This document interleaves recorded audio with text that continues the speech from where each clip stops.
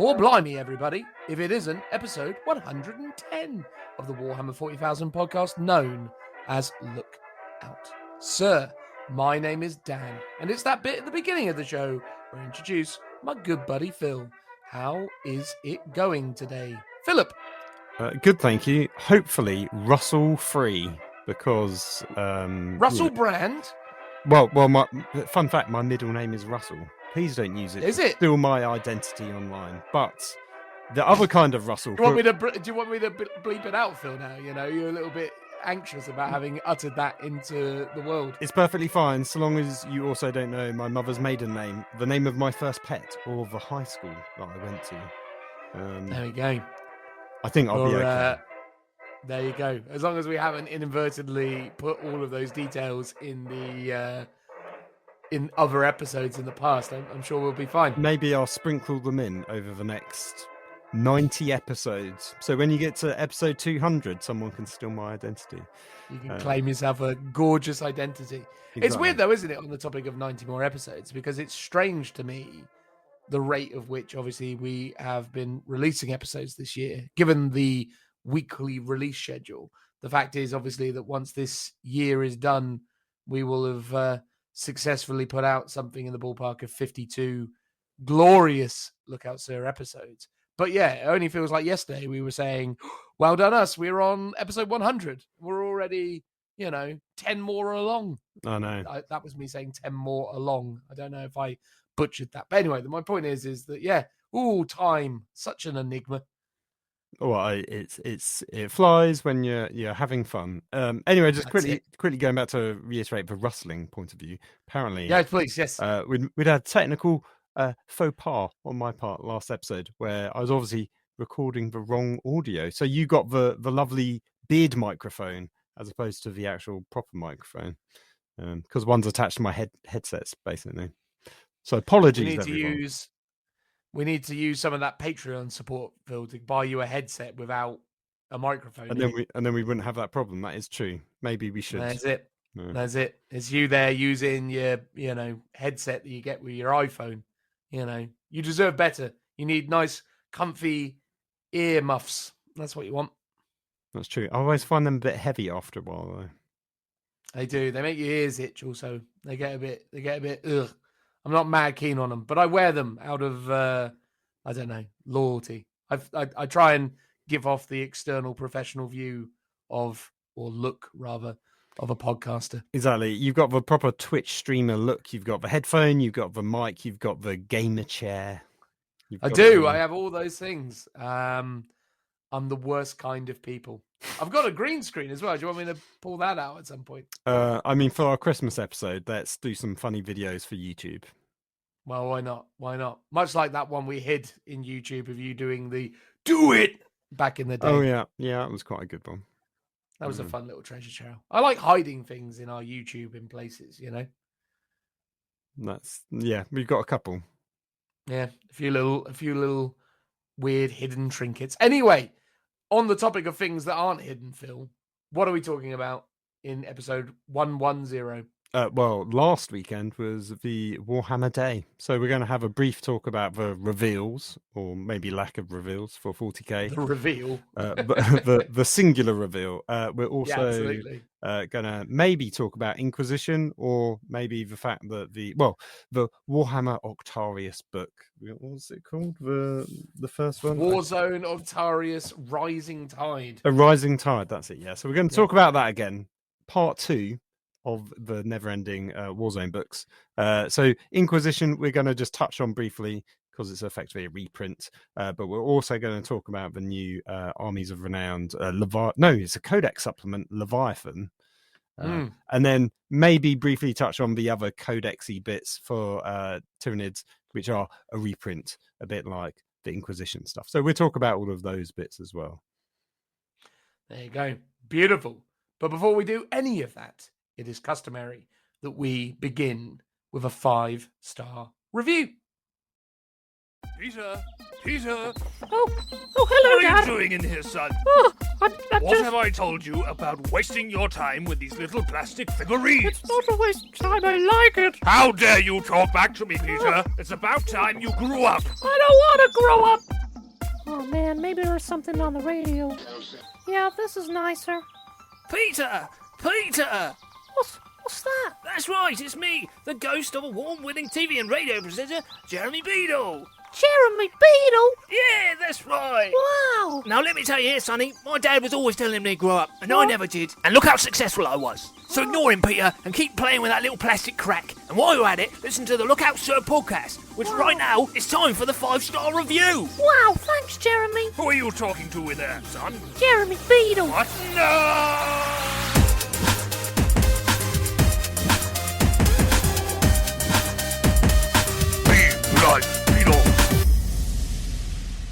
So, Phil, this week's 5-star review comes from where? Now, last week you told me the secret code of how to cheat, and because weirdly I was listening back to the episode today and it reminded me, and I was going to look and cheat and I completely forgot to do that. But I'm still sticking to my guns and say Apple Podcasts of Sweden, because I'm going to strike correctly once, you know, like a broken clock thing. It's gonna happen eventually. So I'm just scrolling up through the time between now and when I'm going to say Sweden, right? Is it a long time? Have I got a while to wait? It's a long old time. So it is 1, 2, 3, 4, 5, 6, 7, 8. It's 9 reviews, assuming I don't sprinkle in YouTube. Episode 119 basically is when I'll strike gold. Yeah. By episode 119, although again, note that we will throw a few Facebooky ones into the mix. Can I change my guess then? You can probably change your guess, mate. Yes. Apple Podcasts of Great Britain. I'm afraid not, Phil. No, we are in a North American, wonderland at the moment, because this week's 5-star review comes from Apple Podcasts of Canada. Ooh. I know. Not one of the lower 49 or lower 50, although I suppose Alaska's kind of on parallel with Canada, right? Yeah. Anyway, the point is Canada is the place with which our 5-star review comes from this week, and it is from Sons of Cydonia. Ooh. I know, it's a fancy name. A gift for your ear holes, 5 stars. Ever since the end of the Overlords. I don't know what the Overlords were. Did you ever listen to the Overlords? I'm assuming they were a podcast. No, but it does vaguely ring a bell. Does it? Does it really? No. No. Never heard of them. I've sought a podcast that provides the right mix of humor, jingles, and Britishness. Well, there you go. We got that in spades to fill that void in my life. And boy, has Look Out Sir delivered. Way, look at that. We are the Overlords, Phil. How's that make you feel? Well, brilliant. I'm going to get a T-shirt that says I'm the Overlord on it. And the new Overlord. The new Overlord, ready to lord it up over you. There you go. I am taking my position of newfound lordiness to heart, and I will, utilize this newfound authority in my day-to-day life. Anyway, after listening to this show, I've become smarter, more handsome, and a better lover. Brilliant. Have you, Phil, become smarter, more handsome, or even a better lover? I feel like I need to listen to the podcast more if that's the effect of it, because it hasn't happened yet. Absolutely. What we lack, we obviously exude. That's what it is. They've stolen our powers. That's it. We're like Austin Powers when he was encased in ice, and the fat Scottish one turned up and extracted his mojo from him. That's what's occurring to us slowly over time, getting it all ebbed out of us. Exactly. By Sons of Cydonia, clearly. Yeah, I think that's what's happening. It's worth saying, though, Phil, well done, Sons of Cydonia, for enjoying a better quality love life Always focus on that. That's an important part of your, complete human experience. So I'm glad that you're benefiting as a result of this podcast, even if it is that I am not. Would recommend, and that's where it closes, Phil. What a lovely review. Thank you, Sons of Cydonia. We appreciate and respect your gifted wordsmithery, as well as the fact that you took the time to leave us a 5-star review. But to expand on that in greater detail, you know what time it is. It's Phil time. Brilliant. I love a bit of Phil time, and who doesn't? Thank you, Sons of Cydonia. I'm not too sure where your name is from. I'm going to hazard a guess it's something to do with Sons of Horus.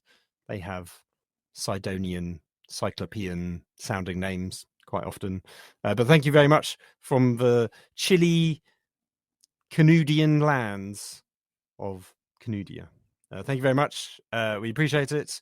We're glad you're smarter, you're handsomer, you're a better lover of all things. And we are not. So, enjoy that while you can, before we go over there and steal it back off you. What exactly are we stealing back off of him if we go over there, Phil? We're not, threatening to steal his face, his lover, are we? No, his lovering abilities. I see. We're just taking that from him. And his handsome face. And his handsome face. We're going to wear it like the Joker in whatever that comic book range was, where the Joker cut his own face off and then mounted it to himself again. It's I was going more for the Joe reference, actually, stealing someone's face. Yes. That was a Joe reference as well. I was watching a film the other day.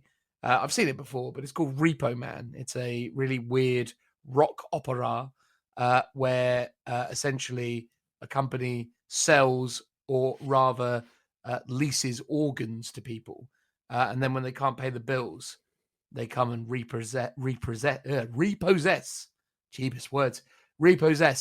the organs by basically cutting them out of you and being like, you've had enough of that liver now, we'll take that back. But yeah, one of the characters in that had the similar kind of vibe where he had someone else's face stapled to his face. Lovely. Yeah. That's very grim. It's got some great songs in it. It's a very grim, dark concept. Yeah. Absolutely. There's a song about the young female protagonist who has bad genetics, and she sings about how annoyed she is that her mother gave her bad genetics. It's a very great song. Okay. What was the actual lyrics? I'm something with your genetics, sang with great aplomb. It was wonderful. I'd recommend it. Okay, I'll take your word for it. I wouldn't recommend it. It was terrible. I ended up watching Hobo with a Shotgun instead, which is a far superior film. Right. Anyway, also, Knights of Cydonia might be what you're getting confused with, which is a Muse album or song. No, I don't know. No, you're not familiar with Knights of Cydonia? No. I think it's the one that goes, wah, wah, wah. You know that? Wah, wah, wah. No? No. He's got nothing. All right, fine. No worries. I'm glad this is going over so well. If you would like to be like, not Knights of Cydonia, but what was his name again? Sons of Cydonia, and leave us a 5-star review and have your own tedious 5-star review segment, then please feel free to leave us a 5-star review in any of the places where you are able to do so that obviously affiliate that 5-star review with what we're doing. Otherwise, Phil, you look like you were going to say something. I was going to just chip in. I did a quick Google. There is something in 40k called Sisters of Cydonia, which is apparently female tech priest assassins. Well, there we go. Well, there you go. Do you think that's precisely what he's referencing? I mean, maybe. It's a long shot. Yeah.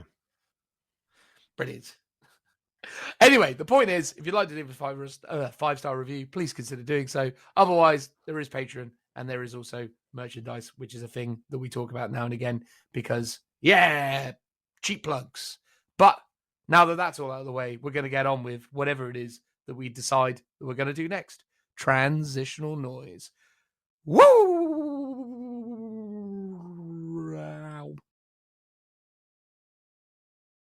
My goodness, Phil. if it wasn't Warhammer Day recently, I celebrated by. I don't think I actually did anything Warhammer related on Warhammer Day. I listened to the opening 10 minutes of this podcast. I watched their live stream.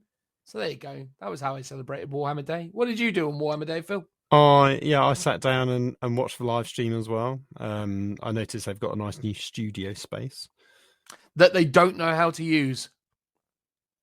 In what way? The one, the left one, not the squirrely one with the glasses, the older one. Kept looking in the wrong direction. Yeah, he just didn't know where he was. He sort of had all of the attributes of someone who had never, done a live broadcast in a studio before, where he was like, where am I looking? What's going on? Who's this? What's happening? I guess every other one has been done from his home on his computer, so he's just staring at his screen. So yes, yeah. But the point is, Phil, is there are such a thing as rehearsals. That's all I'm saying. Well, that's true. But you know what? They are finding their rhythm, aren't they, when it comes to those live streams? I do think that they're definitely getting a bit better at kind of the overall kind of production of them and how they bring them together. Obviously, the trailers are all, really good. And, I think overall the previews that Games Workshop produce at the moment are of pretty good quality. I could imagine they might benefit from not religiously giving everything they talk about the same level of focus. Like everything gets 10 minutes. Yes. Everything. Yeah. And don't get me wrong, I think a good amount of the stuff that was revealed deserved probably 10 minutes during Warhammer Day, but it sort of feels a bit contrived when it sort of gets to a point where you can kind of tell that they're padding a bit on that side of things, where it's like, I don't know, there's one new model added to the Nurgle Age of Sigmar thing and a battle tome, and they didn't really sort of have a great deal more to sort of say about it, or at least it didn't feel that way to me as a viewer. So yeah, they sort of had to pad out 10 minutes ago. Oh, he looks great, doesn't he? Yeah, that was the one I kind of zoned out for slightly, and I moved my laptop into the kitchen while I was doing the washing up and some cleaning while that one was going on in the background, and then when the other stuff came on, I kind of gave it a bit more of my full attention. So yeah, I can't really comment too much on the Nurgle one, but you're right, it's like a model and a book. Yes. Whereas something like the Warcry and Blood Bowl stuff is like brand new boxes. There's a lot more kind of content in theory that you could talk about. But they get 10 minutes. That's just how that works. It's all these updates are created equal. Yeah, I it's that classic thing of Warhammer community always needs new content. So they give you a tease and a brief overview, but then they won't go into detail, even though that's probably what everyone wants for the new games, especially because they're going to release that over the next, month, I guess. But also, I think as well, though, credit where credit's due to Squirrely Man and Old Fella. I can't remember their names at this point. One of them is Eddie, right? And yeah, Eddie Eccles. Is it Adam? Adam Troke, isn't it? There you go. All right, I'll give them their real names now. Anyway, the point is credit where credit's due to those guys. I think Eddie does a good job of trying to know as much as he can about a lot of stuff, but even he, as all of us, have our limits, right? I mean, me and Phil are very 40k specialized. So if I had to pad out a bunch of stuff about Warcry, I'd probably struggle, given the fact that I know absolutely nothing about Warcry. I know even less about Underworlds. Dungeon Bowl, I reckon I could style that out, but yeah, Age of Sigmar, Warcry, basically anything Age of Sigmar related, I'm probably a little bit lackluster on. So I do understand that, it's difficult to be able to go in depth on everything because it's, even though they work for Games Workshop, there's no way they play or understand the lore of all of these worlds in depth. I can't imagine. No, I think you're right, and they do a good job of showing enthusiasm for stuff. I think it was either the Warcry or Warhammer Underworlds where they sort of said, "Oh, I started off getting into it," but they sort of not covered themselves up, but they basically implying by saying, "Oh, I'm definitely going to get into this one. This might be the release that gets me into it." Basically saying they don't play it currently because they did that classic thing that most people did, like you start off getting into Warhammer Underworlds in the very first edition, and then eventually your interest peters out, and then maybe this will be the edition to get you back. So they do a good sales pitch of, "Oh, I might buy this," or "I'm going to buy this to add to my collection," or something, even though they probably won't. I suppose it has a very QVC vibe to the whole thing, doesn't it? As is only expected under the circumstances, because that's what they're there to do effectively. But yeah, very QVC vibe, which I don't know if then anyone anywhere who's listening to this wouldn't know what QVC is. I assume that is a global television channel devoted to trying to flog you things over the telly via telephones, but maybe not. I don't know. Do you think QVC is everywhere, Phil? It is probably a world domination. Yeah, a world domination station. Exactly. If anyone hasn't noticed already, Phil is a little bit tired today. He's not as quick off of the comebacks as I'm used to at the moment. It's strange to me. I'm trying to sort of work out the rhythm for this one. I'm warming up. You're warming up. You're getting into it. Yeah. I'm ready to go. Just get me in there, coach. Anyway, look. So Warhammer Day. I love the fact that actually someone in the chat at one point did ask them, "Why is today Warhammer Day?" And Adam's response to that was something to the effect of, "Well, 3 or 4 years ago, we decided that we needed to have a day for Warhammer, and we picked this day, and now every year we say it's Warhammer Day. But obviously, there's no real reason. We just picked an arbitrary date. Yeah, now it's Warhammer Day." I mean, you would have thought Warhammer Day is really Warhammer Fest Day. But then they don't want to coincide it. They want it to be a separate thing because it was effectively, I mean, was Warhammer Day a thing before COVID, or was it a lockdown celebration? No, Warhammer Day I think Warhammer Day came before COVID. Okay, yeah, because I mean, predates COVID. Oh, okay, because you always get like celebrations. So you've got Armies on Parade, which is coming up soon.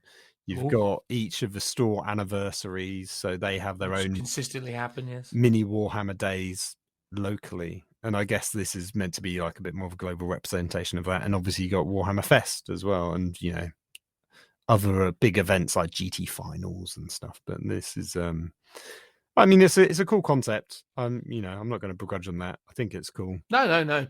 It's and I think it's a good date because obviously it gives us the Q4 roadmap taking us through to Christmas, right? Like now we pretty much know everything that is going to be happening between now and the end of the year.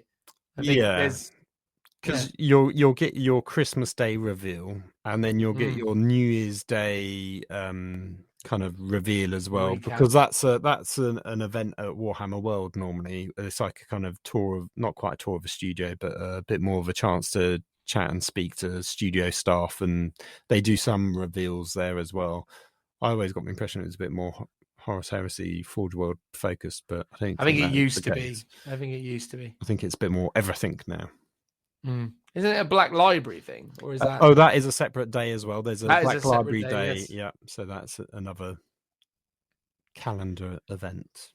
I used to like, and I can't remember if they actually put one out last year. They probably did, but I used to love, and probably still will if they do it again, their year recaps where they do the whole breakdown of everything they released in a year. I love those videos. Yeah, they always do that, and obviously alongside that they do a vote for the top miniature of the year. Oh, that's true. Who's getting your vote this year, Phil? Grimaldus, I think. Yeah. Not Grimaldus, Helbrecht. That's it. Yes, Helbrecht. Sorry, yeah. Grimaldus is at the bottom on the floor. No, he's not at the bottom. He's just not very gathering high dust. I definitely go with Helbrecht, probably for me. But it's definitely on balance. It's definitely one of those ones where they show you everything that they've released, and you'll just go, "Oh wow, like that's a lot." Even probably in these crazy COVID times where they haven't been releasing stuff as much as they normally would. I think you're always surprised by just how much stuff they've churned out. There you go. And the quality of it's normally pretty high. Oh yeah, pretty consistently, pretty great, to be fair. Anyway, there you go. So Warhammer Day. They kicked off Warhammer Day by giving us a bunch of promotional offers. So that was a bit of a weird thing. They were selling stuff for cheap. Oh, Not real cheap, but they actually they did a sale, Phil. Yes, of tat, to be polite. I mean, well, no. So there was one good deal, which is not Indomitus, the Age of Sigma 2. No, 3 now. God, the 3 box set that was, I think, 120, 125, and they were selling it for 85 quid, which is pretty impressive. I think it was cheaper than a lot of independent stockists were selling it. Yeah, so which just tells you how much they overshot it. Which, by the way, I went to Warhammer World on Monday. So many copies of Black Templars. Like, they were everywhere. They were they always do though. Like, the Warhammer World tends to have just tons of the boxes. Like, I bet Indomitus every store I've been to in the last couple of weeks has had Black Templars everywhere. Too many of them. They overestimated the power of Space Marines.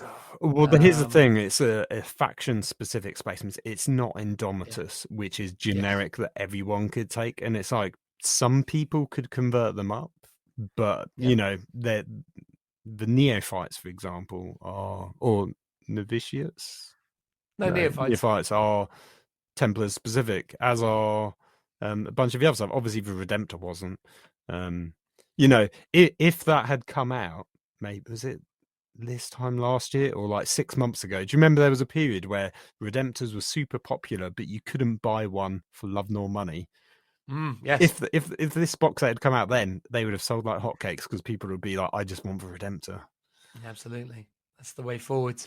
Anyway, so quite bizarrely, they did some deals on some tat, that is for certain, but also just some odd things like a warband case for Underworlds. I think they did some. Is it the Vertigus terrain? No, it was the first Warzone book. They did some themed terrain for that, so that was on discount, which is at least something. Did they do the scented candles? Was that this? No, but that is a weird product in itself. Like, well, you don't want some Slaanesh candles. It just feels like a niche. You don't want to smell the scent of the Tyranids. A niche market of scented candles. I mean, it's sort of heavily saying something about the general fragrance of the average gamer, maybe, that they need the scented candles. Oh, is that what you feel they're implying with the whole thing? Maybe. I just can't think many people are going to buy that. That is like the weirdest. I presume it's licensed, right? It's not Games Workshop. Yeah, it must made be by Games Workshop. Yeah, I saw it advertised on Warhammer Community. It can't not be licensed if. Oh no, but sorry, what I mean is it is licensed as opposed to Games Workshop themselves are making candles. I mean, maybe Games Workshop are making these candles. Maybe, I don't know. Maybe it's what they do with all of the old sprues or something. Just burn plastic in your house. That's the way forward. No, I was thinking it's maybe the poor overworked games designers, when they pass out and die, they just turn them into a bit of candle wax. Well, absolutely. They get their life insurance money and then break them down into waxy candles. Not that, Games Workshop is actually known for being that kind of bad employer. I think by all accounts, they're actually a very good place to work. So says polls and things, right? If you say so. I don't know. I'll take your everyone there seems pretty happy. Again, Phil, did I mention I went to Warhammer World this week and they seemed relatively chuffed about being there? Well, yeah, you'd hope so. You'd want people to be happy at their workplace. Exactly. So few are these days. Well, that's true. Yeah. Anyway, look, there you go. They did deals. And in addition to the deals, they gave us 2 whole weeks, Phil, of free Warhammer Plus. I'm sure you rushed to put Warhammer Plus Day or whatever the code was into your My Warhammer app and get your 2 free weeks. Did you know what I did? I think You actually did. I Oh my did god, I didn't actually get around for to it. two reasons. Because one, it's a code for, I think, sort of for that very reason that they give it away knowing that most people will forget and not do it. Like yourself, and I didn't want to be one of those people, so I was like, I'm just doing it now. I'm while not I a can. mug. Exactly, getting in I'm there. getting those 2 weeks. I've got them. Absolutely. It was funny just to talk Warhammer Plus for just a second, because I am actually enjoying at the moment. I've stumbled into a weird little hole where I'm watching various YouTube videos of people who are now apparently animation experts talking about how rubbish the animation is, which is an amusing thing to watch.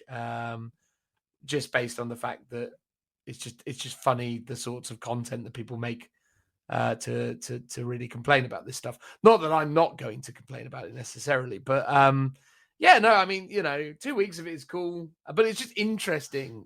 And again, this isn't so much complaining. This is more just pointing out the amusement of how much the guys obviously tried to spin the positives of it. It's like, oh, it's such a big success. Everyone loves it. It's so great. And it's like, I'm pretty sure there's maybe a vocal minority, but a pretty, there's a lot of people out there that aren't fully satisfied. At this No, point that's with the true. service. There was sort of early doors. I mean, there still might be to an extent. I have to say though, like I think when they first teased Angels of Death, we were both very critical of it, and we were like, "It looks rubbish. We don't like it. What is it all about?" I actually really like it. Like it's I don't dislike it. The animation is a bit janky in places. Fine, I don't mind about that too much. The story though, I think, is fantastic, and the sort of world building that they do is phenomenal. I think it's all really good. So, and I think the first few episodes I was like, oh, a bit whatever, but after a while it sort of builds up to the point where it's actually really interesting, and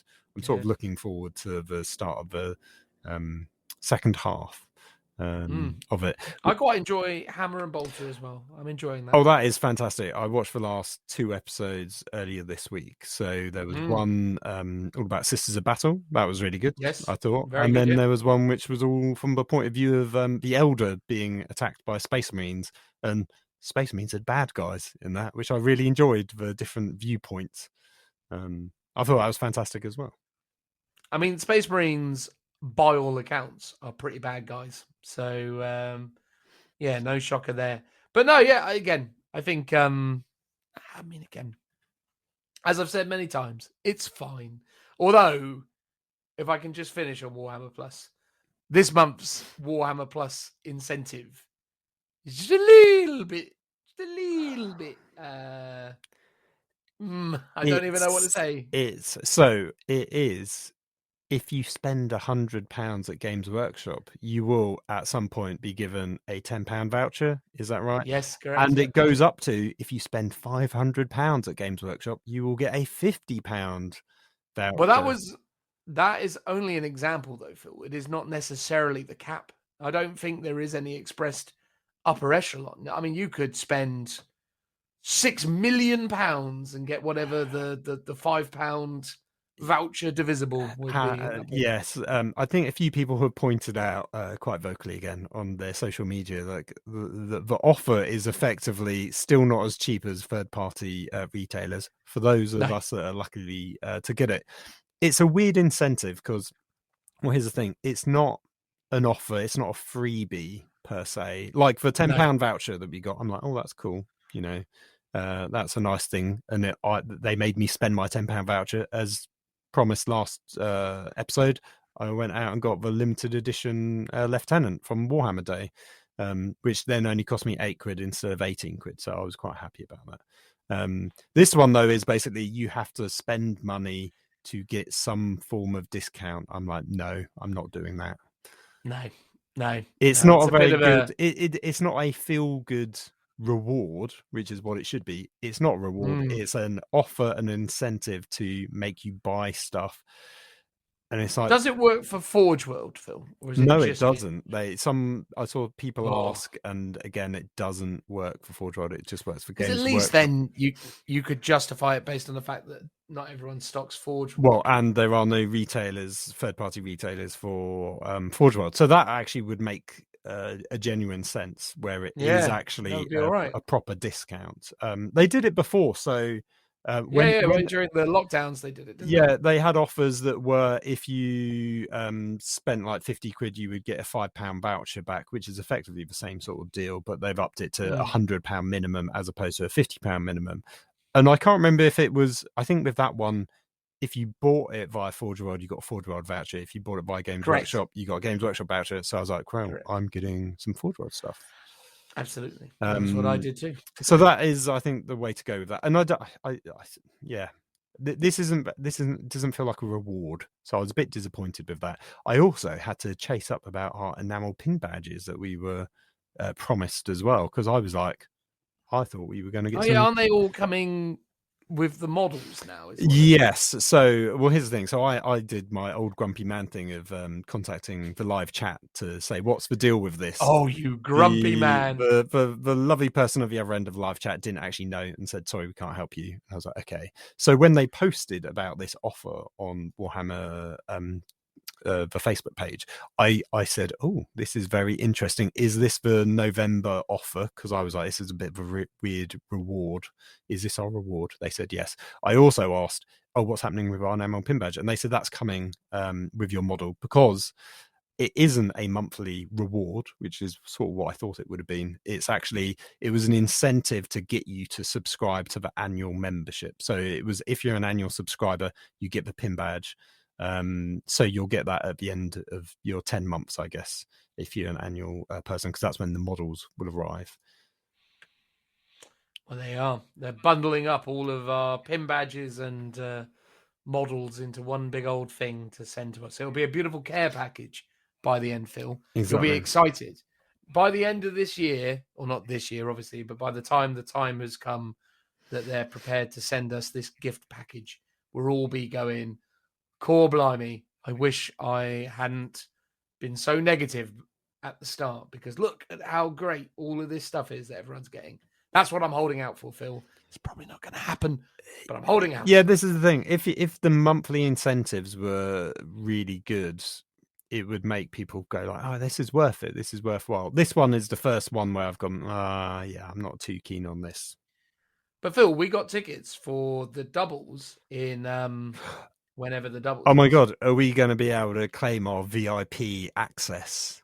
What is our VIP access for the doubles that we're going to in January now? Well, almost the fact that we got tickets alone makes me feel like a VIP, because they are gold dust. So me and Richie was clicking very vigorously online, the screen, of course. And we managed to get the tickets. So we got a couple of pairs each, which is great. Yeah, who knows if we actually attend the event. If we go, we're a Warhammer Plus subscriber, do we get some VIP treatment? Maybe that's what they've told us, Phil. Maybe that's the impression they've given. Maybe we get like an extra muffin at lunchtime. I imagine what it would be at best is some objective markers, or maybe a dice bag, because they've done that in the past. Oh well, I guess we'll find out. Do you feel like we should email them in advance to know that we're expecting it and going to make it a point of contention if we don't get offered anything? That is true. I believe that is an absolutely essential thing, that we kick up a stink. It's like at Warhammer Fest. Which Warhammer Fest was it? It was the final at Warhammer Fest. Yeah, the Warhammer GT final, where you kicked up a stink about the lunch was included, but it wasn't included because it was a Warhammer Fest and not Warhammer World. Hey, look, but people thanked me for that, though, because, they got free lunches. Exactly. Which they weren't supposed to be getting had Games Workshop their way, but they, lunch was included in that ticket. It's always worthwhile being that guy. The grumpy old man. Exactly. But I stand by the fact that that I wasn't doing it just for myself. I did it for everyone there. Everyone reaped the rewards of my grumblings. Well, exactly. Anyway, right.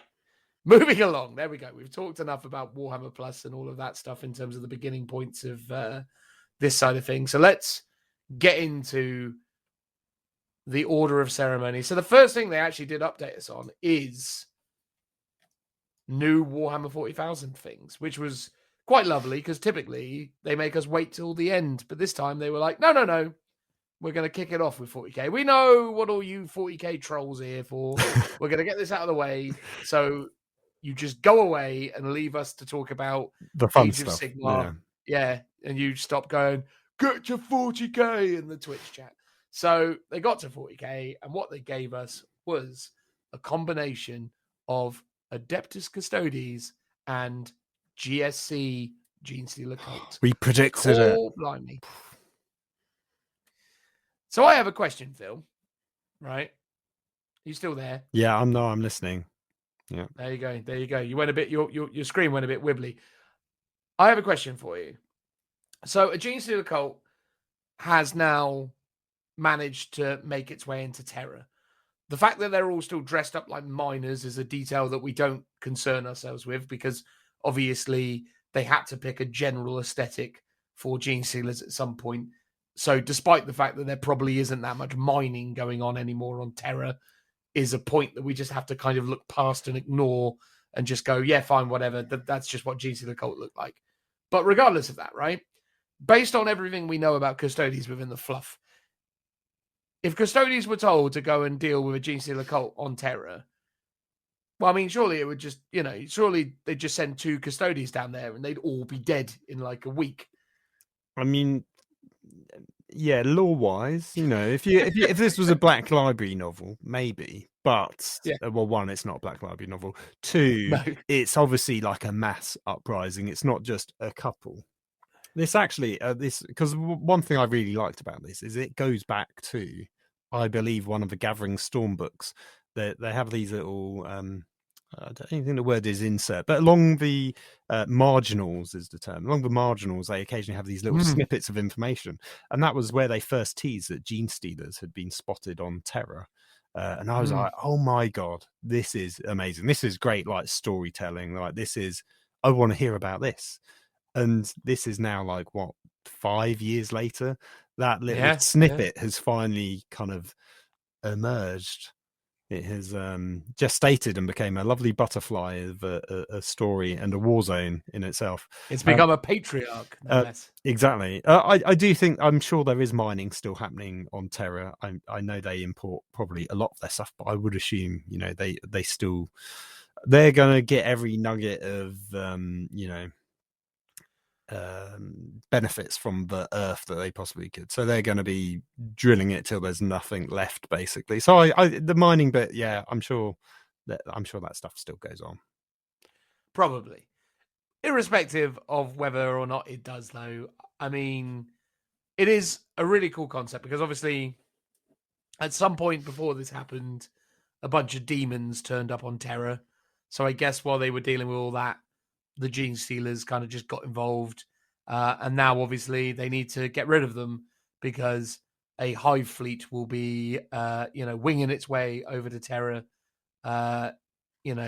pretty quickly, if these guys are allowed to carry on in their fun old ways. Noting, though, that one of the reasons why Genestealers are even in the Imperium is because of the Emperor, right? Like there is a line of speculation that the Tyranids are drawn to the Astronomicon. Like that's like a thing that was speculated at one point.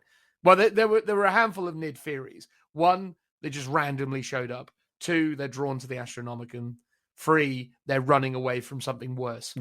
Yeah, I've heard that one quite a few times. Yeah, the Astronomicon one's interesting because it's half of the galaxy isn't in the Astronomicon anymore. So in theory, they would be flying blind, so to speak, if that really was the case. I mean, it might just be neither of those things. Well, except the one where they just randomly turned up for whatever reason. For a good time. They were like, oh, there's a lot of beautiful, digestible things over in this direction. We'll get some of that going. No. I'll tell you what, actually, Sean was nice enough to give me the Blood Angel Leviathan and I forget the other one, but the Blood Angels versus Nid books. And there's a load of incredible artwork in those books. Oh, that was Blood of Baal and Shield of Baal, I want to say. It was something like that. Yeah, I've got those two. Fantastic. They've got the Necron artwork of the Necrons versus the Nids.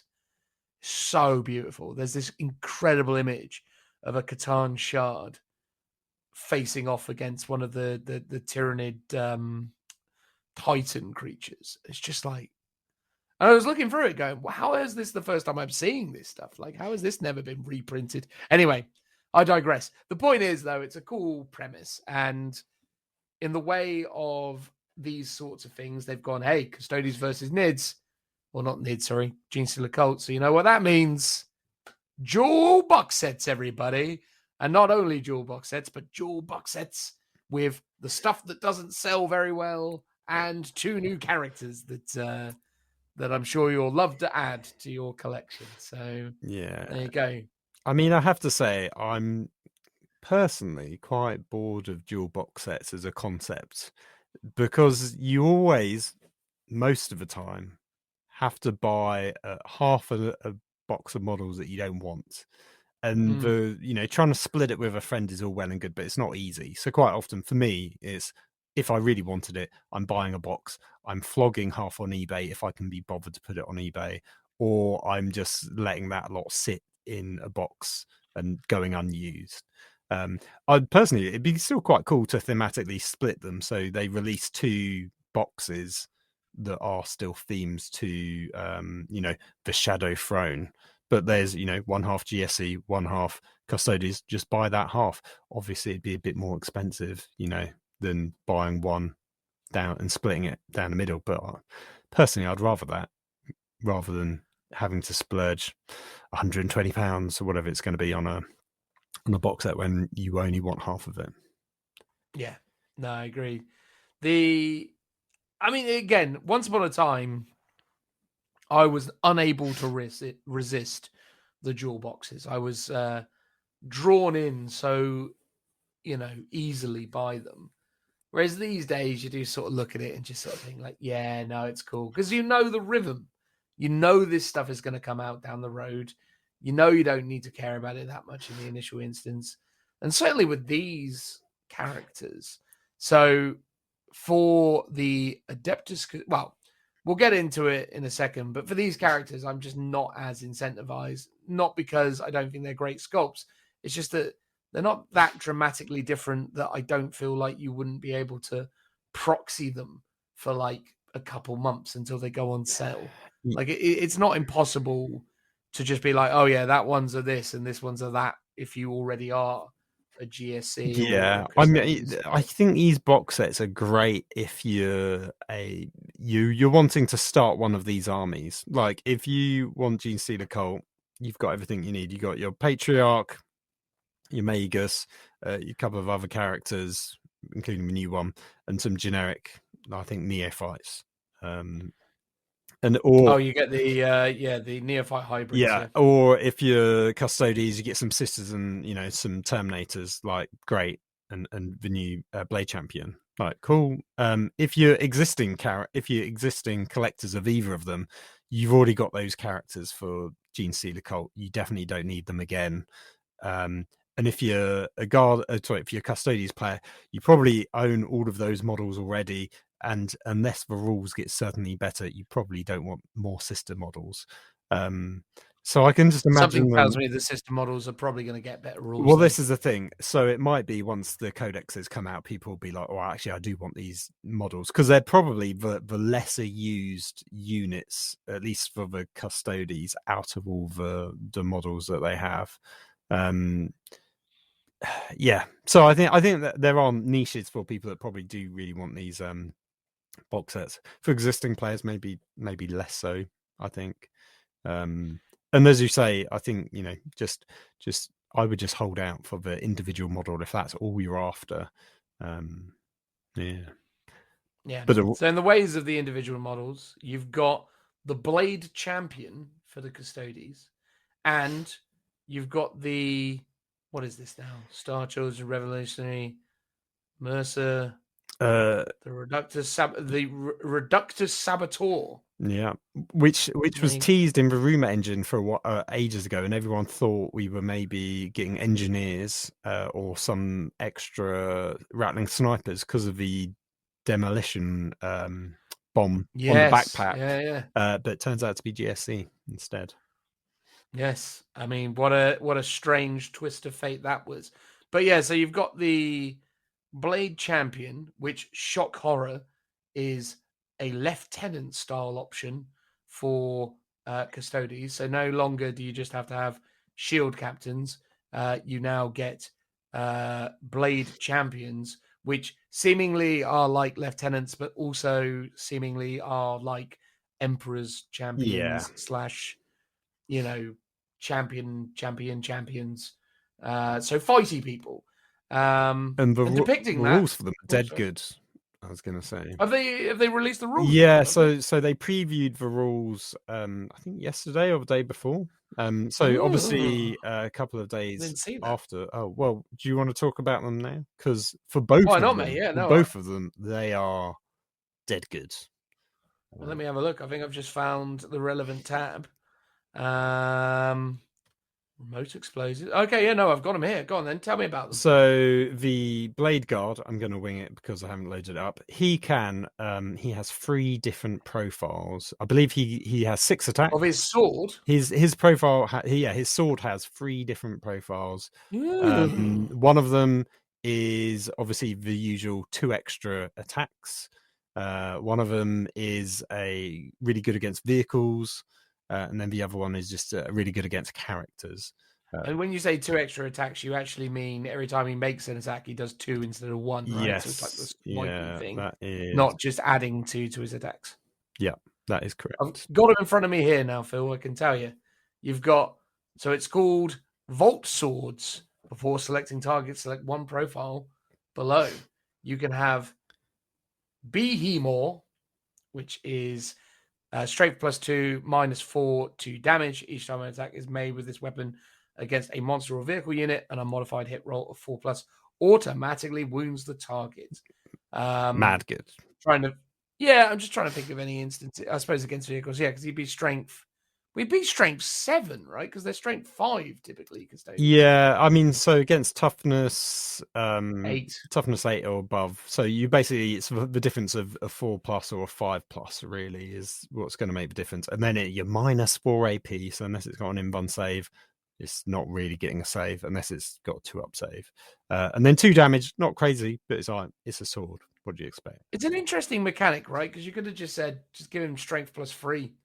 But then I guess... Well, but then that affects things like infantry or cavalry. I like that it's tailored onto the keyword for monsters or vehicles.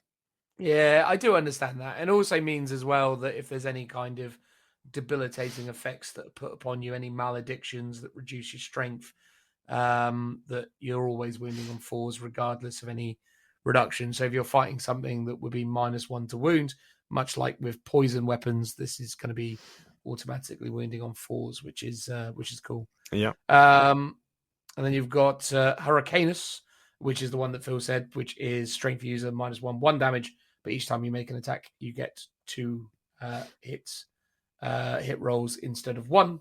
So that would be 12 attacks if you're saying? Yeah, I'm pretty sure it says it. Yeah, is it because he says he's got 6 attacks? Yeah, and hits 12 times with that one. So that's pretty decent. And then last one is Victus, strength +1, -4, flat 3 damage. Each time an attack is made with this weapon against a character unit, you can re-roll the wound roll. Good lord. Yeah. That's pretty brutal. -4 is an interesting one, though, because it's that thing where it's like, okay, cool, name me a character that ain't got an invuln. I suppose librarians. I mean, any guard one, but then even mine. Oh, yes. Yes. Actually, no, that's a lie. They do have refractor fields on some of the officers. That's so true. They do have some. Yeah, that's an interesting one, actually. But I mean, the -4 is good because, most things that have a 2+ save, off the top of my head, I'm like, they're Terminators, aren't they, really? And they've got invulns. And they all have invulns. I mean, potentially you've got some vehicles and stuff or monsters, but surely you would use the other profile against them. Well, potentially. But I mean, the fact that it's flat 3 damage. Yeah. And you're still strength 6. So if it's a character, you get to re-roll that wound roll. Yeah. But again, I'm just saying, like, what characters out there don't have some kind of invuln? Knights. That's the thing. Knight characters. Well, even they can have invulns. In It's just combat? that they often don't. Mm, Yeah. You can give them the thing that gives them invans in combat. fair enough. But hey, look, I mean, anyway, it's interesting for sure. He's cool. Oh wait, if you thought I was good, there's still more. Scroll down. Oh, sorry, He's there we got go. the consummate swordsman. So each time a melee attack is made against this model, a non-modified hit roll of 1 to 3 always fails. Each time the melee attack is allocated to this model, add 1 to the armor saving throw. So basically, he can only be hit on a 4+, and he's effectively, I'm assuming, a 1-up save, because he surely would still get a 2-up, even though he does look slightly lighter armored, because he's got like the biker type armor where the legs are unarmored. I assume it's still a 2-up save for him. That is the interesting thing about the model. But I was going to get onto the model in a sec, but yeah, it's I mean, it's a cool rule. +1 to your save. It's pretty cool. I mean, and again, it's your armor saving throw, noting that it specifically states armor saving throw, so you couldn't add +1 to your invuln. No, that's throw. true. Yeah. Unless the difference would be they'd have to say +1 to your save throw. Had they said that, then this guy would have been too crazy. Too crazy. But yeah, no, I like it, and the fact that you can't hit him on anything better than a 4, it's pretty meaningful, because obviously when he gets into combat, if he's up against other characters, those characters are normally hitting on 2s. So the fact that suddenly halves how good they are, that's going to be. He could be in line for the Kotok if we ever did the King of the Characters again. He's going to be a juicy boy. When we go back to fortnightly, and I've got a bit more time to edit stuff, and we'll celebrate that with the return of the Kotok. I'm sure people can't wait. And then he's got another rule. He does. Legacy of Combat. Tell us about that. I'll just paraphrase it. He gets a 6-inch heroic intervention if he can end up within 6 inches of a character. All right, nice. Yeah, he seems all right, doesn't he? He seems all right. I mean, again, I'll wait to see what the points sorry, are. there's. I'm sure there's one more. Yeah, it's at the beginning. Sorry. If this model is within engagement range of any enemy models at the start of a fight phase, it can fight first that phase. So as part of Legacy of Combat, he basically gets to fight first and gets a 6-inch heroic intervention if he can end closer. Either closer to the closest enemy model or within engagement range of an enemy character. Blimey. So yeah, he seems all right. Yeah. I mean, again, I'll wait and see what all the other Custody stuff gets, but yeah, certainly not off to a bad start with that guy. So I imagine, now that we've just gone through the Custodies guys, that the Gene-Steed Occult Saboteur is going to be utter rubbish by comparison, but let's have a look. You'll be wrong. Oh, really? She bringing the heat? I mean, if, that Krieg engineer, not Krieg engineer, the Krieg demo guy from the new Kill Team box gets rules even close to this, I would be happy. What's she bringing to the table? So she gets remote explosives. It's got a 24-inch range. It is assault 2d3, strength 8, -3, 1 damage. It's got blast. Each time you select a target for this weapon, you cannot select aircraft. Each time an attack is made with this weapon is allocated to a vehicle or a monster unit. The attack has a damage characteristic of 3. So it's blimey. An even better battle cannon, but shorter range. Wow. So it's interesting because obviously it's a remote explosive, but you just treat it like a shooting attack. You don't have to plant it down. It's not a mine, even though it is. It's an interesting way where they just treated it like a gun. Well, I remember them saying the idea is that she will have pre-planted them around, I guess. Yeah, like they would have left them all over the place, and then she just comes along and goes like kaplomp every time she wants to detonate. It finally makes demo type units good as a concept. Normally, for example, the demo charge just like a 6-inch range, like you just get to chuck it, and it's like, that's a bit rubbish, isn't it? Like you've got this big long cable and literally all you can do is throw it at someone. So this is a really cool concept. I really like it. It hopefully will translate into some guard stuff as well.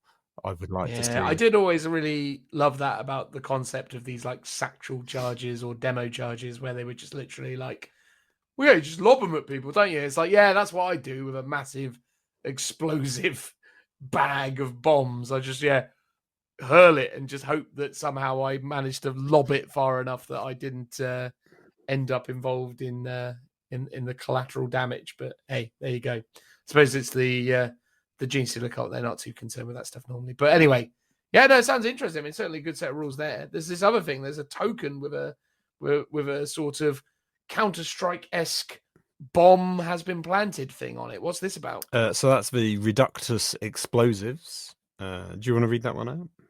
All right, I will do.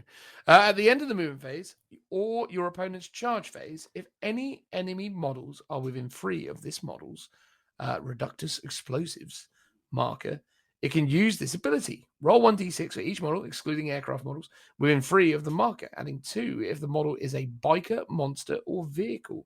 On a 4+, that model's unit suffers 1 mortal wound, or 4 mortal wounds. 4, okay, good. If that model is a monster or vehicle, when removing this model, then remove this model's marker from the battlefield. Blimey. Yeah. 4 more wounds is no joke, is it? And it says it's basically you can plant it via a special plant explosives action. So I'm assuming, obviously, you're foregoing your shooting to do that. But it's a great little area of denial ability, especially on an objective. I was playing against my buddy Size Orcs the other day, and he's got one of those big snappy-jawed... Over squig bombs. No, the flipping giant squigs, that the white one, the great white squig. Oh, right, yeah. That thing does like 6 mortal wounds by eating you. Jeez. Yeah, they were he rolled like 2 6s and he went like, there's 12 mortal wounds. And I'm like, right. Sure. That's pretty mad. Good. You sure Honestly, he got mate, the rules right? 12 mortal Probably wounds. not. Oh, I might be misremembering. It might have been 4. It might have been less. But the point is, it does a lot of mortal wounds. Oh, yeah. Yeah. We were only playtesting some stuff. It wasn't serious games. Don't write to Simon and call him a horrible person because he cheated me. Because, he would have won that game easily without all those extra mortal wounds. So it's fine. It was all playtesting. It was all fair and fun. Making mistakes so as we don't do it when it counts. Anyway. Yeah, I mean, it sounds fine. I mean, again, it's cool. It sort of plays into the concepts that we had spoken about before, where we were looking at like weird ways of utilizing the Cyclopses for like sniper defense purposes. Yeah. So yeah, I really hope that there will be a stratagem where you can place these, before the game, because that would be really cool. The idea that you could have them placed, and then you could use like your sniper characters and have them, benefiting from some added sniper defense. That would be wicked. That would be really thematic and really cool. So no, I like the look of that. That's true. And then she's got 2 extra rules. She's got cloaked, which is each time a ranged attack is allocated to a model, while it is receiving the benefits of cover, add an additional 1 to any armor saving throw made against that attack. So, extra saves while in cover is always good. But the more important one is clandestine. While this model is within an area terrain feature, enemy models cannot target it with ranged weapons unless they are within 12 inches of it. Each time a ranged attack is made against the model, subtract 1 to that attack's hit rolls. That's crazy good. And again, it's like a cool new mechanic. I hope that Eversort Assassin gets this, because it really needs it. I mean, the Eversort Assassin needs a great many things, but yeah, certainly that wouldn't hurt it. No, I dig it. I think, again, really interesting set of rules. Certainly plugs a gap in the Gene Stealer cult list, which is obviously it offers some meaningful anti-tank and also has a good level of area denial and so on and so forth. Yeah, so... I mean, the only issue with it, and this is looking at it with a 8th edition mindset, or Codex at least, is they have a lot of characters already. It's like their army is made of characters.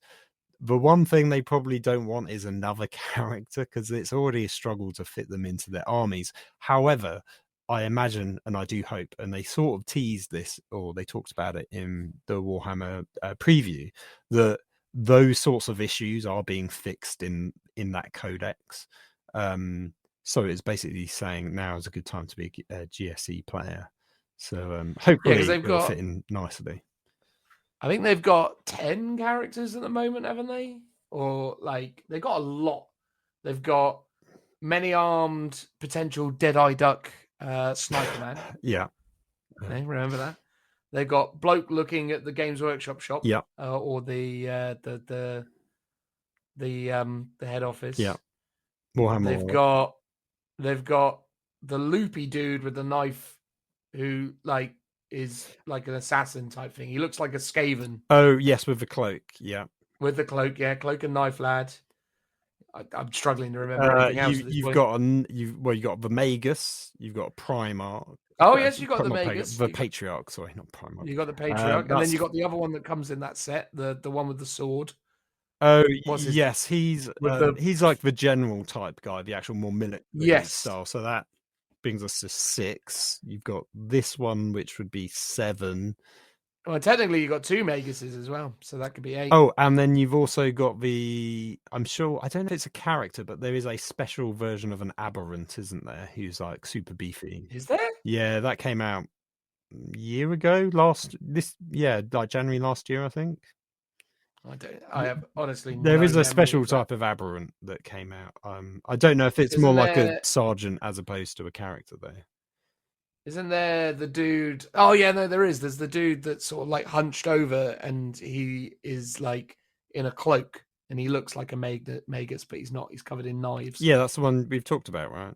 The Skaven. Oh, we talked about that one. No. There's 2 of them. There's Cloaky guy, and then there's the other Cloaky guy who's like, if I remember correctly, he's posed with a sword behind him. I think he's called like a Sanctus. And there's the biologist guy who's got it's like a banner with loads of little bottles on. I think we've done all right here, Phil. You know what I should have done at some point? I should just open Games Workshop's page. I know, and use the actual names. Yeah. I know. I'm sure someone out there is getting a real kick out of listening to us get it all wrong. Hang on. It's like those videos of my mum describes Star Wars having never really properly watched it. And you get these all right, here we go. Convoluted I've got it in plots. front of me. Okay. So, number 1, Kilomorph, shooty gun lad. Number 2, Nexos, looking at the shop lad. Right. Number 3, Magus, Lady Magus. Though. Oh yes, of course. Yeah. So that was Lady Magus. Then there is Jackal Elphus. Oh yes, the one on the bike. Yeah, I remember that. Yeah, bike sniper lady. Then there's Locus, who's hunchy dude. Sanctus, which is pouncy dude. Then there's this guy called a Clamoverse that I've never even seen or heard of, but he carries a bunch of speakers around with him. He looks like he's got a portable turntable. Oh yes, smashing out the musician guy. Yeah.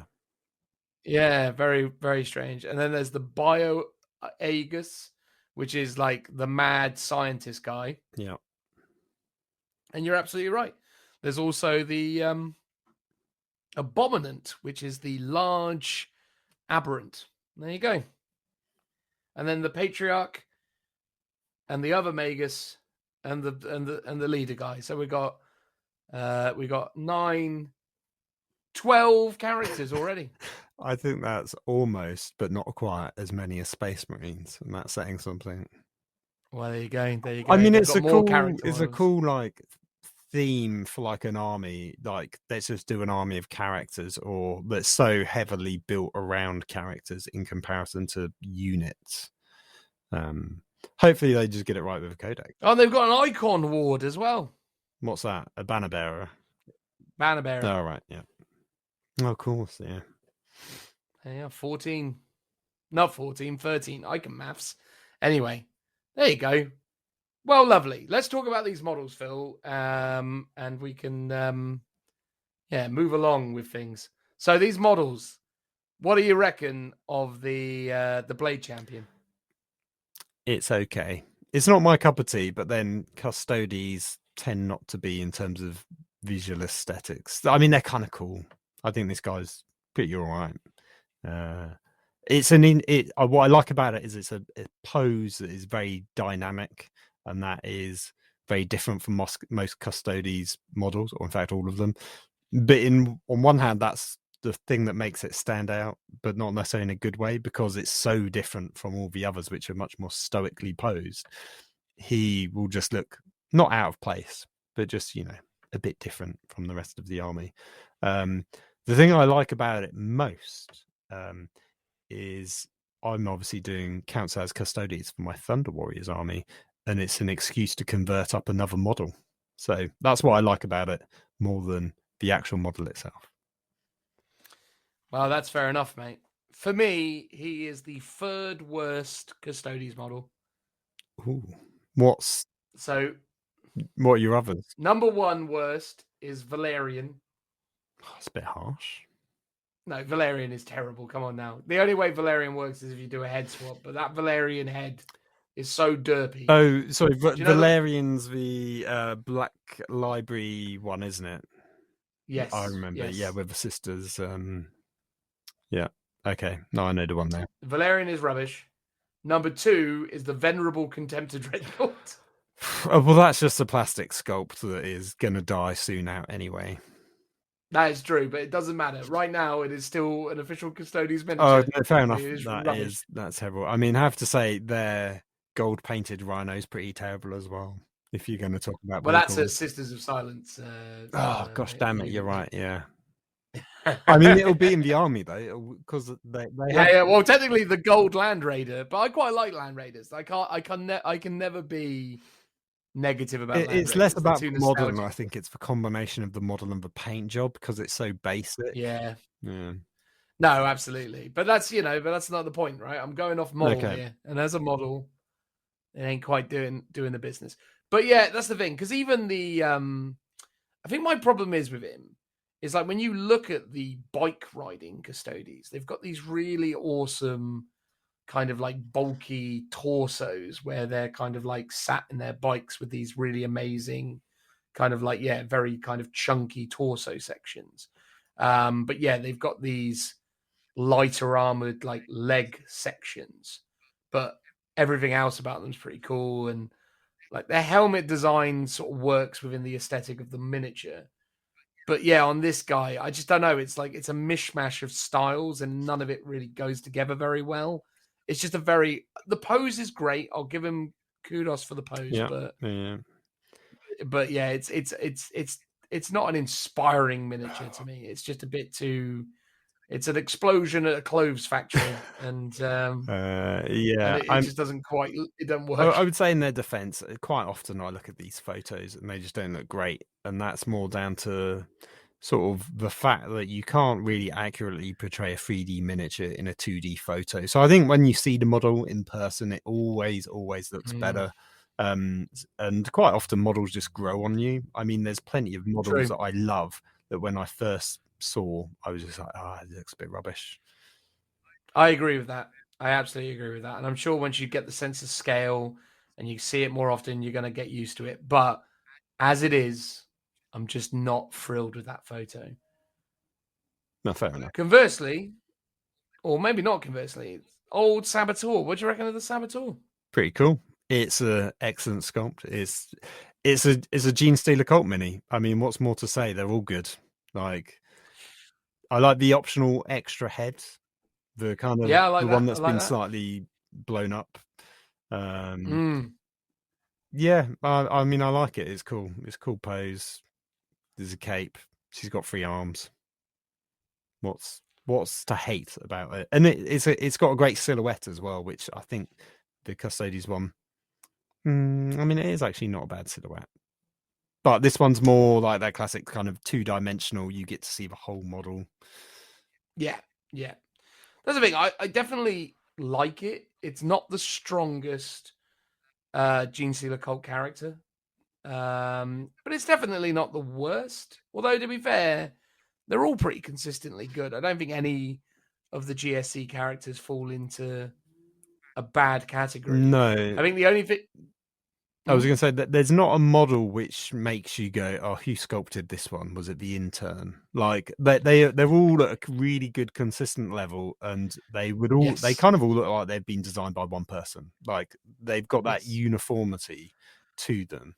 I think where the Custodes guy sort of stands out because he is visually a bit more different from the other Custodes. He's meant to be, I guess. So that's sort of justified. Yeah, I just think I'm not mad keen on the Gene Stealer arm on the plunger. I think that's the only thing that's really breaking it for me. It's kind of like I wish she didn't have the plunger. Yeah, I think someone was like, "Oh, you've got the goggles to hide the little weird head bumps, but how are you hiding that's fine. your free arms?" So maybe if one was human and then a little one was tucked away, that would make a bit more sense. Do you know what? I think I have to say the thing I'm most annoyed about by that model is the watch on her arm. I don't know why. I'm just not a fan of watches, I think. But surely, as a saboteur, she's got to, know what time it is. It's all about. It's all you've got to be on time. You know what? You make a fair point, so I retract my statement. I mean, she's definitely better, at least in the photos, than the Custodes. I mean, there's a lot of, and she's covered in gubbins, which is fantastic. She's got like a stick of dynamite and grenades, and the plunger and the landmine. I mean, she's very ambitious. I would say that. I think I wouldn't feel comfortable with that many explosives strapped to me. But that's true. But you're doing it for the greater good of the Star Child. Yeah, not Star Child or Star Gods or something like that. Something to do with stars. They're not just called the Nids, are they? They're called something else. Star Children. Yeah, it says at the top. Star Children. There you go. One thing I do love though, just to kind of wrap this up, really. Again, Games Workshop continue to deliver the best Codex artwork ever. I mean, the Gene Stealer Cult Codex artwork especially is phenomenal and showcases an attitude and an aesthetic that I really wish was actually what they looked like. Like it's sort of amazing how cool that looks, and it's such a shame that it don't look like that. No, I know what you mean, because the model is great, but it's very clean cut, crisp. It's all very nice. It's very heavy metal art style. Whereas this is like from John Blanche's Nightmares. It weirdly it looks more like Dark Elder or the Realm of Chaos Battle. Tome from fantasy. It's like. It looks more chaos than GSC because it's so grim and gritty, but that's what I love about it. Yes. It's both of them, like the Custodes one's phenomenal as well. Oh yes, I've seen people criticize the oversized axe, but so what? Don't care. I don't think the axe is big enough. Like go even more ridiculous with it. But no, the GSE Codex cover is probably it's between this and the Mechanicus cover right now. For bestest cover. Oh, that's true. I suspect I think the Gene Stealer Cult one and the Admech one are done by the same person, just because of the. Well, clearly this individual is incredibly talented and deserves a pay rise. Yeah, because I think the art style of them make me go, "Oh, they're done by the same two people." Whereas the Custodes one, very similar style, but just not quite. So I mean, maybe it is, and the guy's got range, or the girl's got range, but yeah. I think those Admech and GSE one are by the same person. Yeah, I mean the Custodes one's fine by comparison, but it's not anything close to what that. I don't know. It's probably up there. It's one of my favorites. I just love the Gene Stealer or the Adeptus Custodes. The Custodes one. Really? I really like the Contemptor in the background, like just sort of poking over the guy's big axe. Yeah, I just really like the card scheme of it, and it looks super cool. GSC one's good. I still think I prefer the Admech one out of the two, but that is not far off on the heels of it. Yeah, Both phenomenal. I know. Beautiful cover art all around. I'm strongly debating picking up a print of that cover when it comes out, because typically the Warhammer art guys do prints. Yes, because there's that Warhammer like art. Is it just WarhammerArt.com or something? There's like that officially licensed one. Yes, correct. Yeah. I actually finally picked up a print of the 2nd edition Elder Codex the other day. Oh, nice. As like a poster then. Yeah. I've got to get it framed, Cool. but no, it was there. I was leaving Warhammer World, if I haven't mentioned that already. And I was like, oh God, go on then. Oh, well, they actually had them in the store.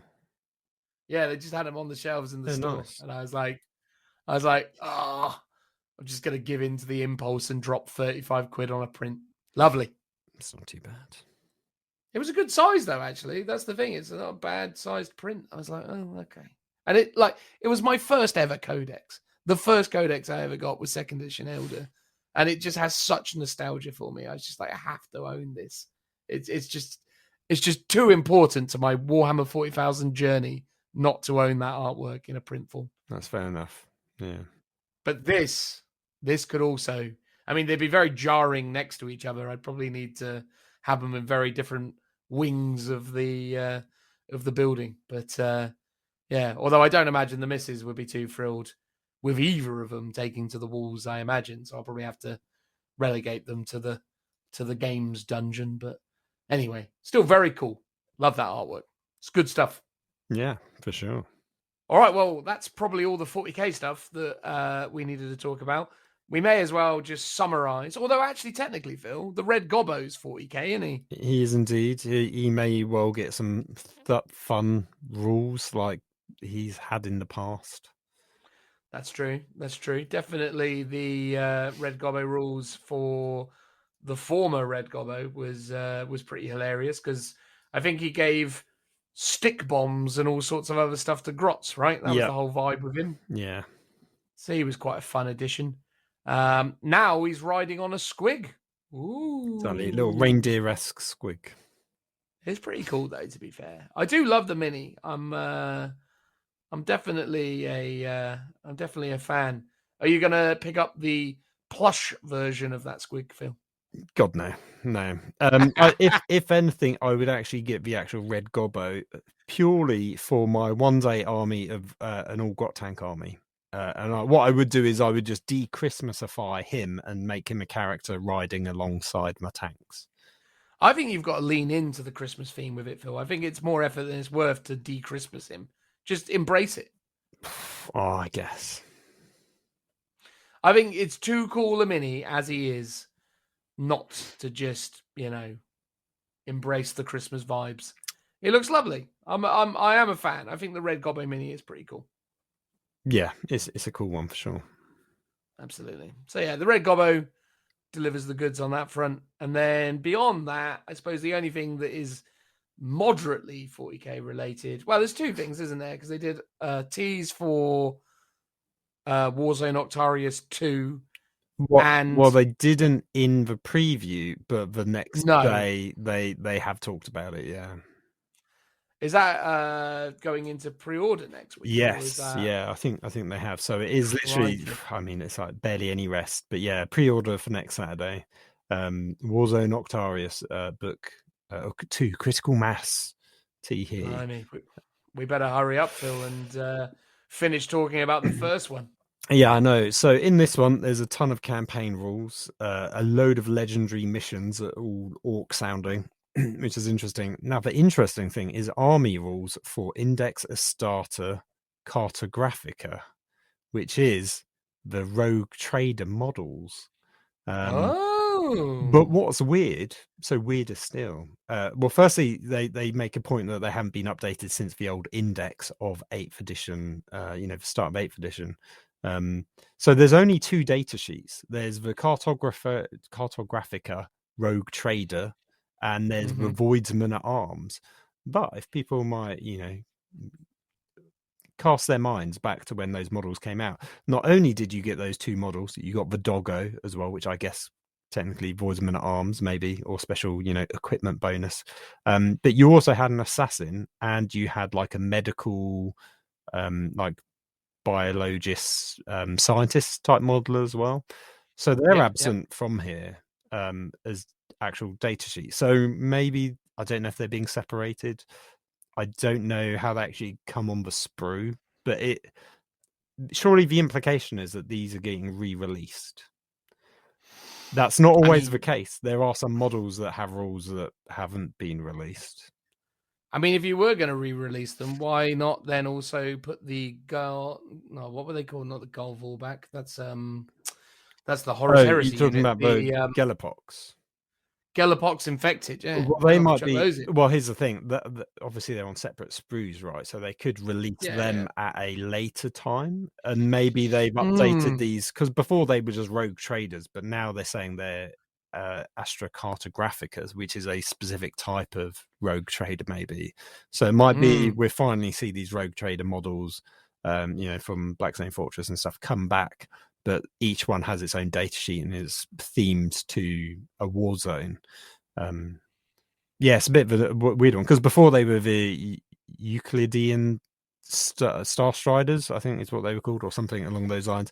So they had a definitely Star Striders. I remember they had a completely different name, and there was more rules for them because you had the extra data sheets for like the assassin and stuff, which we're not getting here, which is odd. So it'd be interesting to see what that is about when it comes. There's also Codex supplement Blood Axes, which will be interesting, and Speed Freaks, Speed Mob, which I believe is going to be Armies of Renowned. Then for new rules for the arguably best army in 40k. Oh god, Yay! yes, let's make those buggies even more broken. Well, of course. They haven't sold enough, Phil. I know. Keep going. One of the things I'm most sold on, it's Crusade rules only, but it's looted vehicles for orcs. I think that would be really good. That will be really good, to be fair. I love the old looted wagon rules back in the day. I miss the custom Land Raider rules that they did in chapter approved from a couple of years ago. That was a great I was sort of hoping they were going to expand on those and do some for Imperial Guard vehicles as well, but I suspect it's one of those things, because it was never match play. People just ignored it because they were like, certainly. It's just power level, right? I can't be bothered. Yeah, just bring back the Terminus Ultra. That's all I want. I just want to be able to rock Terminus Ultra still for all the las cannons. All the las cannons, all 6 of them. Well, no, actually, no, 8 of them. It's crazy. Crazy amount of las cannons on that boy. Because you've got the 2, 4. So yeah, you've got 3 twin las cannons and 2 las cannons. So yeah, 8 las cannons. Mad. But now it is Legends. There it will stay. That's cool. With obviously Octarius on the way, so that's gonna be interesting. I really like, off topic entirely, I like the Necromunda birds. You seen the Necromunda birds? No. The new Cyber Eagle creatures for Necromunda. You see? Yes, right, I have, because one of them's carrying a rat, isn't he? Yes. Yeah, looks amazing. Yeah, no, they look pretty cool. That is really cool. I also really like the Redemptionist Lord with his little scribey lad. They are delivering some pretty incredible sculpts in the realm of Necromunda at the moment. It's hard to resist. Yeah, no, they're both really cool. Yeah, I do really like the idea of doing a Redemptionist gang. Although I will still stand by my statement earlier that this Khorne Blood Bowl team is not for me. Not to my taste. No, I really like it, actually. It's weird looking at it again. I'm sort of going, it's not as bad as I remember. Still not keen. But there you go. But really, the only last kind of 40k thing we can talk about is they finally got around to doing a Horus Heresy miniature for the Primarch of whatever Legion White Scars are. Are they the 5th Legion? Possibly. All right, fine. I'm going to say it with conviction. The 5th Legion. I'm almost certainly wrong. The White Scars, Jagatai Khan, which I've probably mispronounced, in beautifully sculpted form, by crikey, that is a pretty mini. Yeah, no, it is pretty phenomenal. Mm. Do you imagine, and I haven't read the article, so I don't know, do you imagine that this has involved some 3D sculpting methodologies? Because obviously the old Primarch minis were all hand sculpted, or at least up to a point. So I don't know whether or not this guy, Lionel Johnson, for example, are like the first in a wave of maybe 3D sculpted figures, because I don't know, there's some certain elements to the sculpt that makes me think that this is not done by hand, but maybe it is. I don't know. I got the impression, I mean, just from the look of it, that Magnus was probably 3D sculpted just because of the swirls around him, and obviously he comes on like a Dar armor that matches up pretty seamlessly with Lehman Russ as well. It's honestly, it's hard to tell, because I think there's like one guy that pretty much does most of these. I'm not entirely sure, but whoever's doing them, they're phenomenal, right? And it could well be that this is still hand sculpted. You know, certain bits might be CAD designed potentially. Like if you look at the base, for example, the Space Marine on the base looks hand sculpted based on, but then they could have just, you know, taken one of their actual models and, you know, cut it up and modified it. Which they almost probably did, I would imagine. Yeah. Fun fact, that is, he stood on like what I would call a Krieg trench. It's the old Forge World trench network that Forge World used to produce. Amazing. That's clearly what it is, because I can tell. They're going to bring that back, Phil. I doubt it, but they really should, because it was phenomenal. I don't need it because I spent ludicrous amounts of money slowly over years buying bits on eBay. So you don't want them to bring it back. You don't want to lose out on the value of that purchase. Oh, I mean, yeah, it would. God, I would lose so much money technically if they did bring it back at a reasonable price. But yeah, who knows? I mean, it could be 3D sculpted.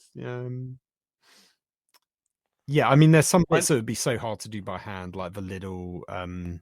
So on the cloak at the back, he's got these little kind of like runic symbols.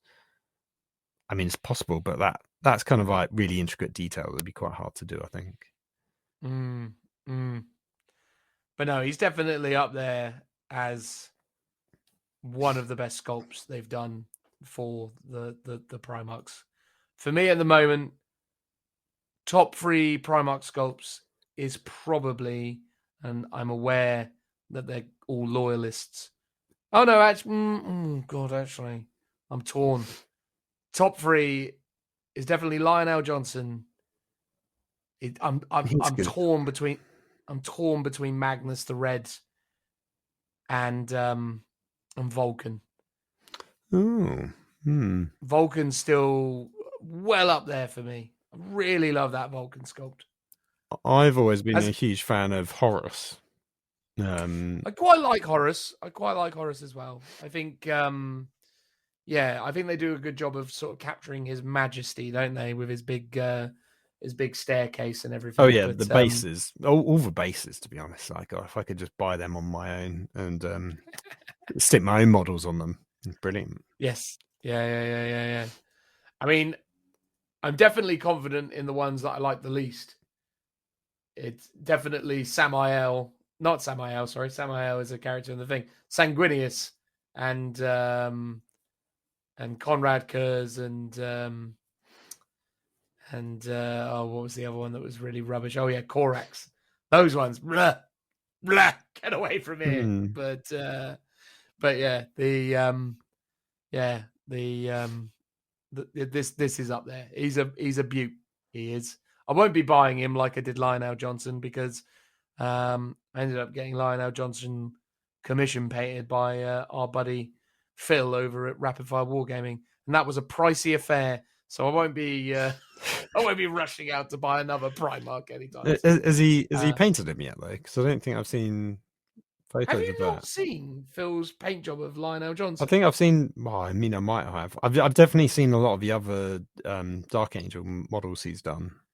Get yourself on Instagram and have a look. It's on there, mate. Ooh. Old Fingers RFW. He's painted up a storm on that one, mate. Nice. It's beautiful. No, I'm very happy with that. I don't have it in my possession yet because I haven't seen him for ages. Is the long and short of it. But yeah, no, he's done me proud with that one. It's a beaut, bloody beaut. But there we go. That was our summary of the Warhammer Day related stuff. Dungeon Bowl looks fun.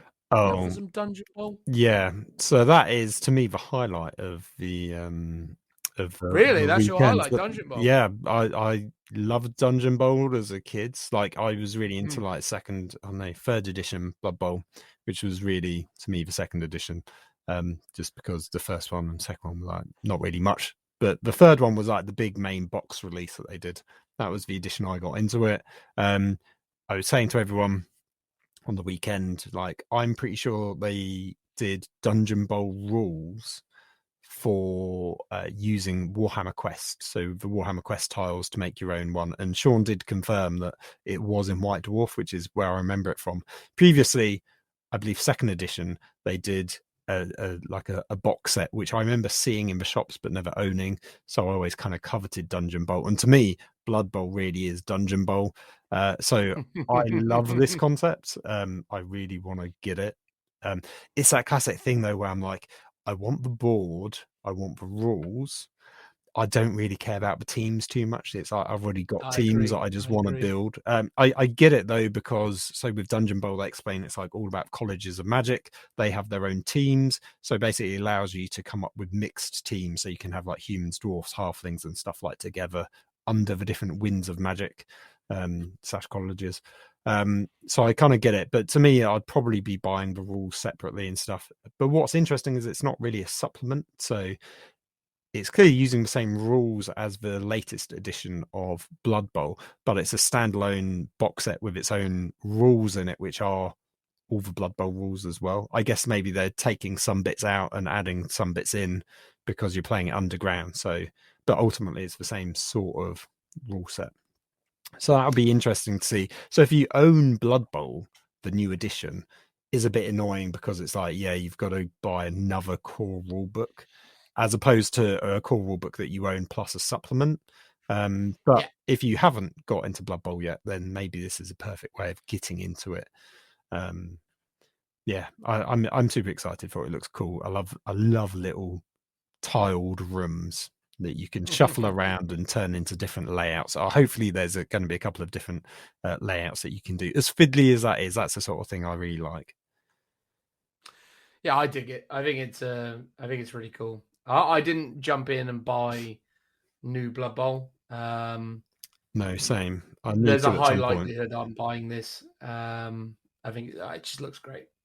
Again, it just looks like a really fun game. So no, well done them. Delivering the goods. But there we go. That's our recap of Warhammer Day and all of the various things that accompanied it. We hope you enjoyed it. We certainly did. But now we're going to move on to whatever it is that we decide that we want to do next. Transitional noise. Woo!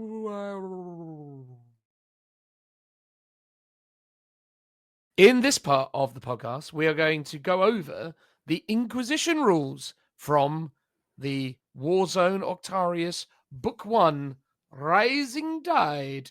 Phil, what do you reckon? Inquisition, what's going on with them? Well, it's a very good set of rules, of which we've actually already talked about because they are a reprint of rules from Psychic Awakening Pariah. I can't believe it, Phil. Are you telling me that this book contains within it rules that they've already released at an earlier point in time? Yes, a bit like the Fallen, which was a reprint. Chaos Space Marines. They're carrying that trend. So, if you had access to these rules in the Warhammer app, you will no longer have access to these rules until you purchase this book. Oh, yeah. Because that was what happened with Chaos Space Marines as well, wasn't it? Not just the Fallen, but Chaos Space Marines There are a couple other instances. Yeah, of but this the occurring, isn't wrap there? up of all the extra rules from, I think it was actually Vigilus, book 2. Yeah. There was a bunch of rules from there which they republished. They haven't just republished it though. They do say we have updated the rules in a few places. So if there were errors, Oh yes, I'm sure they have. they've clarified it for FAQs. Some things have been updated for 9th edition wording and rules and terminology. For example, they've sometimes said if a rule had 2 separate effects, we've separated them out into their own bullet points, so it's just clearer to read. And things that use the warlord traits use the warlord keyword, which they did in 8th edition. And they say none of the other rules have changed. They're all here. The intention of those rules is still the same. They haven't changed the abilities or anything like that. However, they're liars. They're liars, Dan. Can you believe it? I can't believe it. Games Workshop, never. Well, so here's the thing. So the rules for the Inquisition are 99.5% the same. However, they've actually taken out a data sheet. The Ordo Malleus Inquisitor in Terminator armor has disappeared and isn't in this one. Now, I'm assuming the reason why is because there's no longer a model available for it. That kind of somewhat inconsistent ruling. You could argue there isn't a demon host model anymore, but they've still included that. And you could also argue there's probably not an acolyte model anywhere either, unless you converted one up. At least ones that don't come with all the war gear options that they're giving you. So they've decided to take that one away, which is a shame because that was one I literally bought a model. I bought a Stormcast Eternal model to convert up into an Ordo Malleus in Inquisitor, in Terminator armor. So that's annoying for me. You have to run it as old Hector Rex, mate. Well, yeah, that was my fallback plan. I was thinking about magnetizing it in such a way that I could, bolt on the storm shield to make that possible. So I might just have to pivot into that. Likewise, there's a bunch of rules for Tyranids in here, which came from Psychic Awakening Blood of Baal.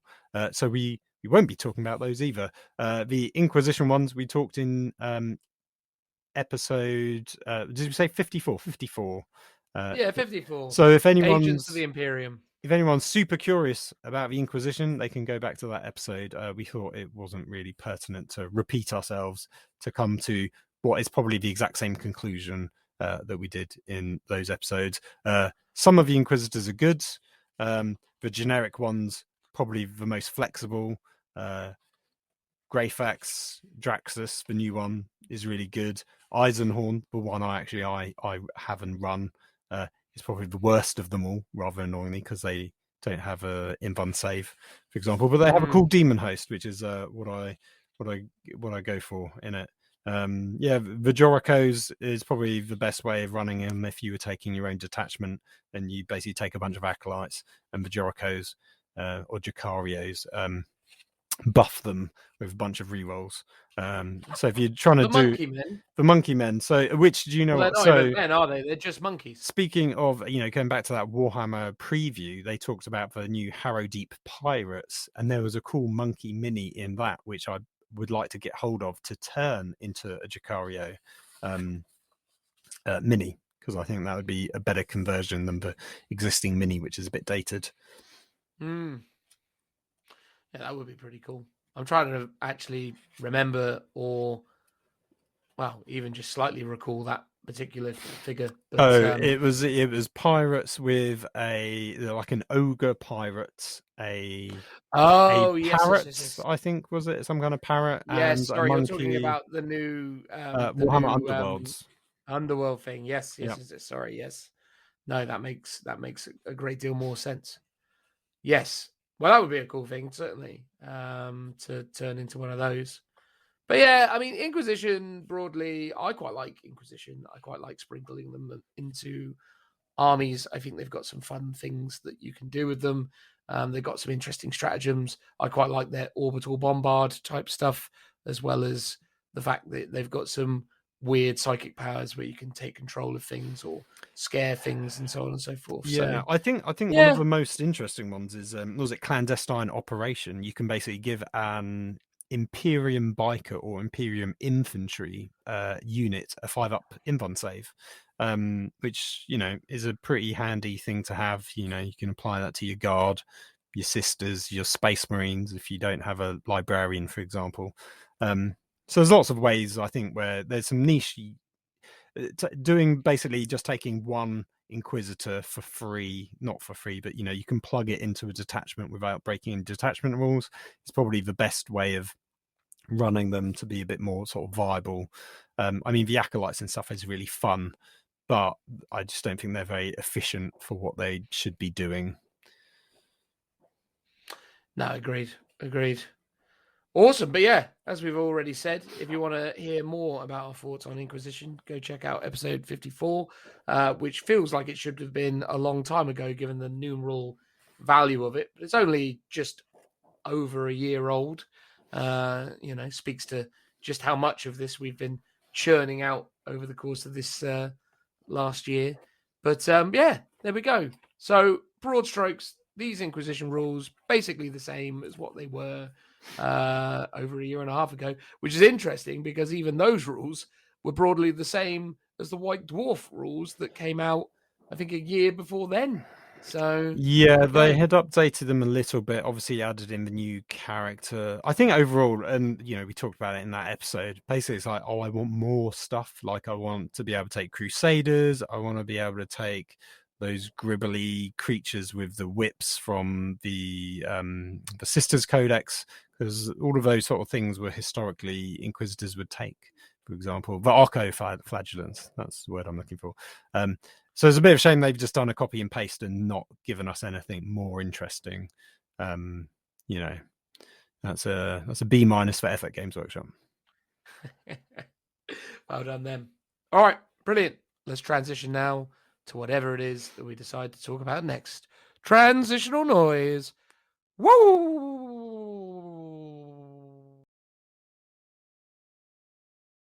Welcome back, everyone. In this part of the podcast, we are now going to tackle the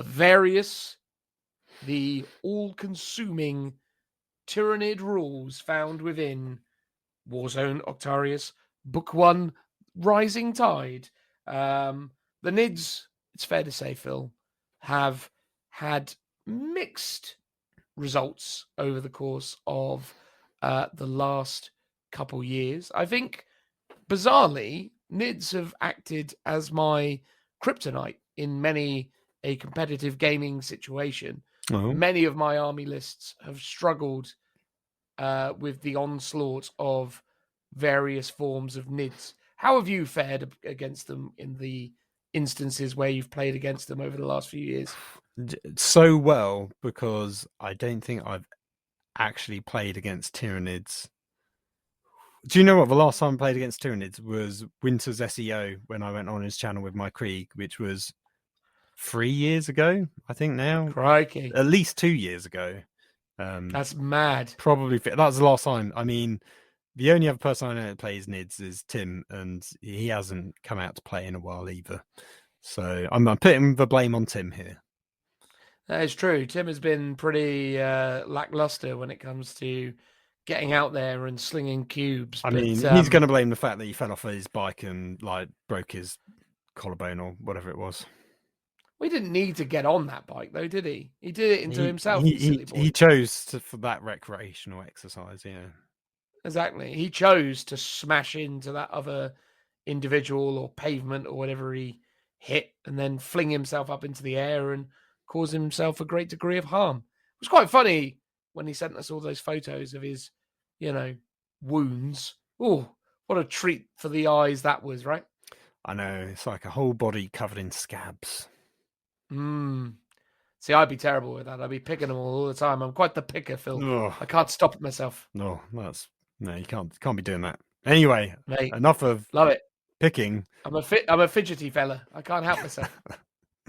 Anyway, yes. So Nids, let's talk about those. So, I mean, yeah, as I say, I've played a fair few Nid armies over the years. And as I say, they've often caused me a lot of aggro. I think I've probably played a few Nid armies over the course of this year, and I've probably lost consistently to them. I think I may have beaten one of them at one point or another, but yeah, they're tough, man. Like I think the what was it? The big wibbly one that phases through everything. What's that one called? Not the Democurion, something like that. The Macaron, the Forge World one, that it doesn't face things, but it jumps over stuff. Yeah, that guy is crazy. Yeah, he's really good because he's the one thing from the new Forge World compendium that was like, oh, this is pretty good. This is, dare I say, tasty. Tasty, very, very tasty. They're very tasty. Do you remember that film? Yes. Ready Break? Was it Ready Break? I don't know. Why did I think it was potato waffles? That's potato waffles. Oh yeah, they're waffly versatile. Yeah, oh, anyway.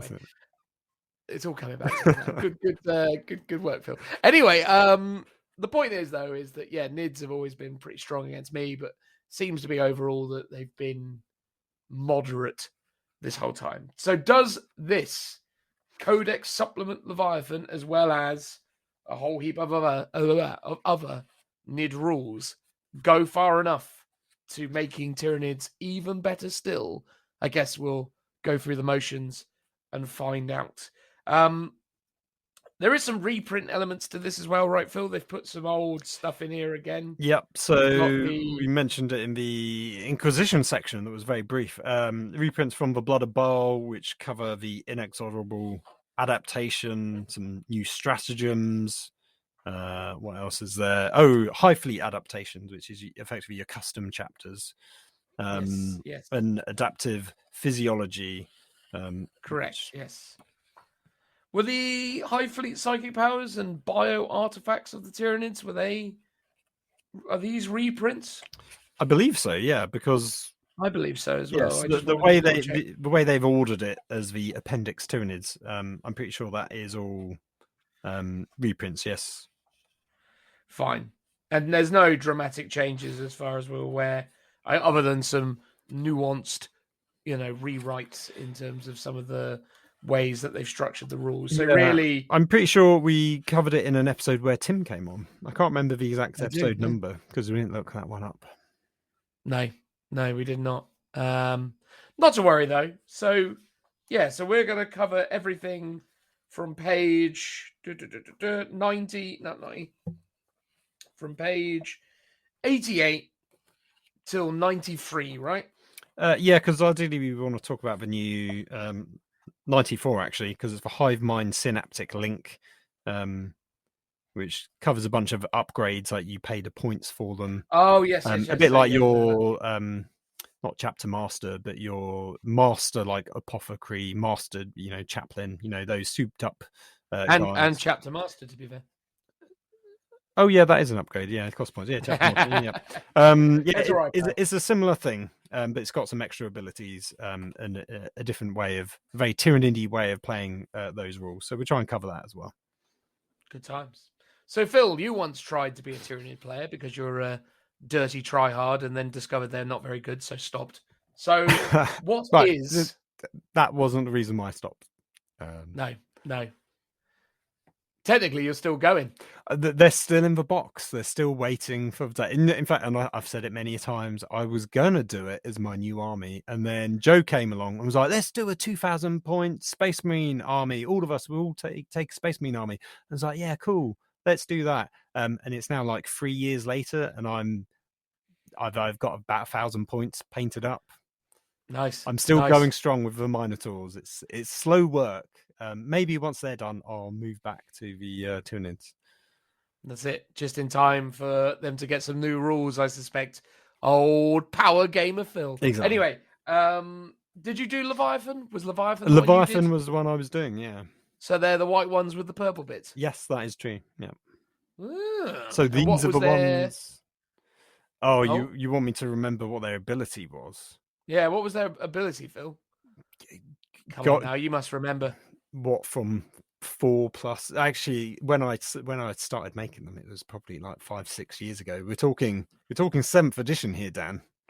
Oh, really? That was when I was actually looking at them. Fair enough. So we don't, at this moment in time, know what the core ability of a Leviathan is. Well, Is it shooty? Is it punchy? Is it psychic-y? Is it sneaky?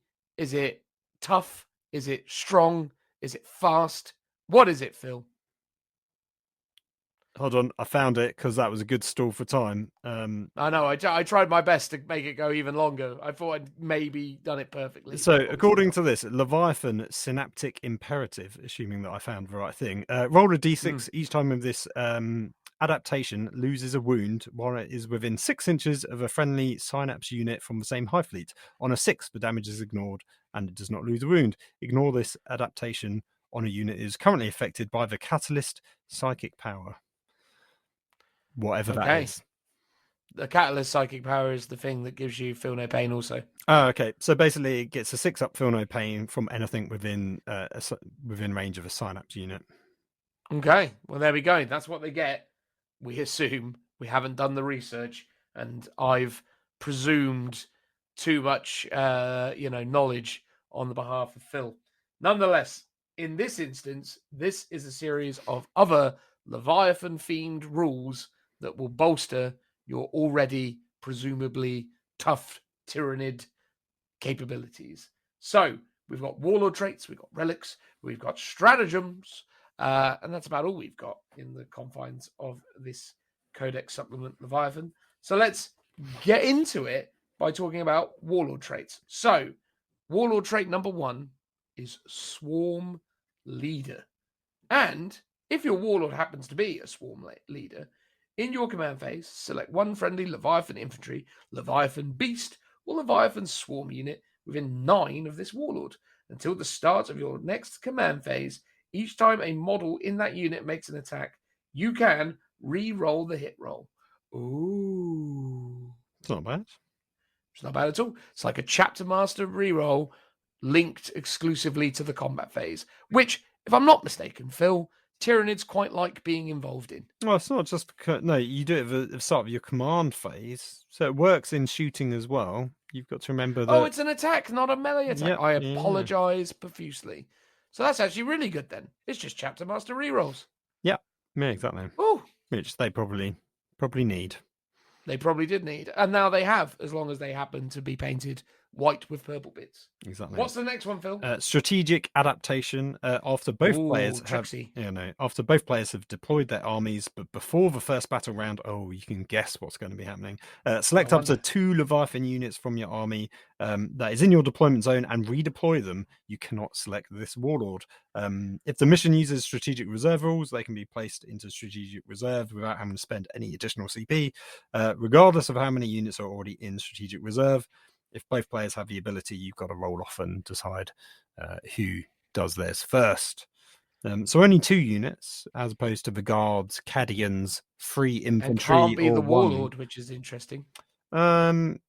Yes. So I guess if you want your warlords to actually redeploy, you just put this as I'm guessing a second warlord trait on a different model. To then put it on. Oh wait, no, it definitely still can't be your warlord. Yeah, it doesn't make your warlord something else than the thing you really want to be the warlord. If that makes sense. That sort of made sense. I'm going to go along with it. Yes, that made sense, Phil. Well, if you've got like your swarm lord, for example, and yes, you would normally make him your warlord, you instead make some other, a Tyrannid Prime your warlord. And give him that trait, so you can then just, make your swarm lord redeploy. Gotcha. Yeah, it's good. I mean, again, they're getting relatively unimaginative in the way that they are constructing these rules. It's kind of almost like everyone's just getting all the same stuff. This is how they're inevitably going to balance the game, by basically giving every army the same rules. Well, they're sort of the generic ones that we always say, oh, I wish my army had that. So they're like, cool, you can have it. But you can have it. Why not just make that like a generic core rulebook warlord trait then? And then, well, they're going to do it over time, aren't they? Over time, they're just going to give it to everyone, and then it will be that. But they just won't put it in the core rulebook. But there you go. And then lastly, we have Gestalt Commander. Is that right? Gestalt? Gestalt, maybe. Gestalt. Anyway, nonetheless, at the start of each battle round, select one warlord trait from the High Fleet Warlord trait. See Codex Tyranids. For this warlord, you cannot select perfectly adapted or any warlord trait that a model in your army already has. Until the end of the battle round, this warlord has the selected warlord trait. Replace all instances of a High Fleet keywords on the warlord trait, if any, with Leviathan. Okay. So there you go. So At the start of each battle round, you pick a new warlord trait. Yeah, so you basically unlock all the sort of other high fleet warlord traits, basically. What's really interesting, though, about this as a warlord trait, right? Yeah. And again, let me just read it one last time. At the start of each battle round, select one warlord trait from the High Fleet Warlord traits. See Codex Tyranids. For this warlord, you cannot select perfectly adapt or any warlord trait that your army already has. Until the end of the battle round, this warlord has the selected warlord trait. Replace all instances of High Fleet's keywords and that warlord trait with Leviathan. What's interesting is they haven't clarified, and again, I accept this is very, very, very finicky, but they haven't clarified that you then rotate back into this warlord trait. So do you have both warlord traits, or do you just have one? And if you have one, what happens to it when it goes away? Does it go back to this, or do you just lose your warlord trait? So you get to do that. What I'm asking is do you do this once per game and select a warlord trait that you need for that set of circumstances, or do you change every turn? Because theoretically, the minute I change my warlord trait, that's my warlord trait is. And then technically, the effect of this warlord trait to stop me from having said warlord trait at the end of the turn becomes moot because I don't have this warlord trait anymore. The way I would read it is, so once per battle round, you select any warlord trait except the one that says you can't have. Then at the start of your next battle round, you select any of the warlord traits. I guess in theory, even you can reselect the one that you previously had. So the implication is in your opinion that you just have both warlord traits. So you always have this warlord trait. Well, this warlord trait gives you the others. So yeah, but does it give or does it replace? Because that's what I'm asking. Because technically, you always have this one, but you technically can take an additional one because that is what this warlord trait does. If you didn't have this one, you then wouldn't have the ability to pick another one in your next battle round. It's just not very clear, Phil. That's all I'm saying. I think you're being clear. I think you're being picky. I am being picky, but that's what they've made me. Clear. Exactly. They've made me pick. Oh, sorry. They think they're being exactly clear. I disagree. I think they have established a weird way of communicating rules, and this doesn't fall within their own normal parameters because they haven't been as clear as they could be. Well, what they haven't really clarified is, can you reselect the same warlord trait 4 turns in a row, or 2 turns in a row? Yeah, I think so. Of course you can. Because it says you can't have a warlord trait that a model in your army already has. Now, at the point of selecting, you're on battle round 2, you're selecting a new warlord trait. You've just had one warlord trait. You technically, I guess you've technically still got it, so it's in your army. No, you lost it at the end of the battle round, so you're in a different sequence of events. Well, I mean, it never says you lose it. You only lose it really when you take the new one to replace it, because it says until the end of the battle round. No, fair enough then. So I guess you could just pick the same one again and again if you really want to. That sort of feels like it kind of, you shouldn't really, but I mean, I guess so. You could select this warlord trait, and then it would create a strange infinite loop. Except you can't pick this warlord trait because it's got one of the ones listed from Codex Tyranids only. That is correct. So there you go. Anyway, there you go. Warlord traits, lovely. Let's talk about some relics. Tell us about the first one, Phil. Biomorphic carapace. Sounds lovely. Each time an attack is made against its bearer, subtract 1 from the attack's wound rolls. Fantastic. Yep, I love -1 to wound is really good, especially on Tyranids that need the defense, I think. Yeah, some Carnifexes will greatly appreciate that. The next one is the Void Crown. Very interesting name. The idea of a Tyranid wearing a little posh golden crown would be a lovely thing. Psycho models only. The bearer knows 1 additional psychic power from the Hive Mind discipline. If the bearer attempts to use psychic actions in your psychic phase, it can still attempt to manifest one psychic power during that phase. Crikey blimey. So you get to do a psychic action and a psychic power. It's pretty strong. There's been so many of those abilities. It's like they've realised their mistake. That they should just allow you to do psychic actions and psychic powers, and it just counts as being a psychic power. Yep. But it makes it makes it good. It does make it good. And then lastly, each time the psychic test is made for the bearer on an unmodified result of 9+, that psychic power or psychic action cannot be denied. It's pretty good. Very strong. I mean, the thing is, if you rolled a 10, that's pretty hard to deny anyway, unless you've got some mega buffs on your deny roll. Or you just 9+ get lucky. though, right? Is that 9 is adequate? Oh, yeah, 9. No, 9+ is 9 or above. I'm just saying, 9. Yeah, you could deny it just about, but it's difficult. 10 or more, it's like they're not going to deny it anyway, because unless they've got like +2 to deny, for example. That's true. Or they've got one of those auto deny stratagems. Yes, well, that can still. Oh no, that couldn't be denied. Yeah, that couldn't be denied. You're right. No. You're right. Yeah. So there you go. This against Black Templars will ruin their day.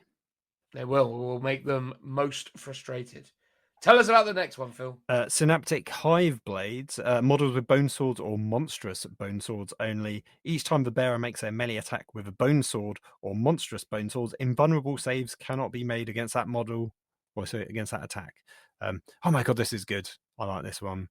Do you have a bone sword, Phil, or a monstrous bone sword? I've got monstrous bone swords, yeah, on my yeah. Swarm Lords that I made 6+ years ago. Yeah, it's back in the heydays of wanting to do Tyranids. I think it's really good. I think almost this is just how bone swords should be. I think they're basically just alien power swords, really, with a different name. Yes, but something this is cool. I think stuff that ignores invuln saves is really cool until you're on the receiving end of it, in which case you absolutely hate it. But yes, as a concept and as a buff to Tyranids, I think is really good.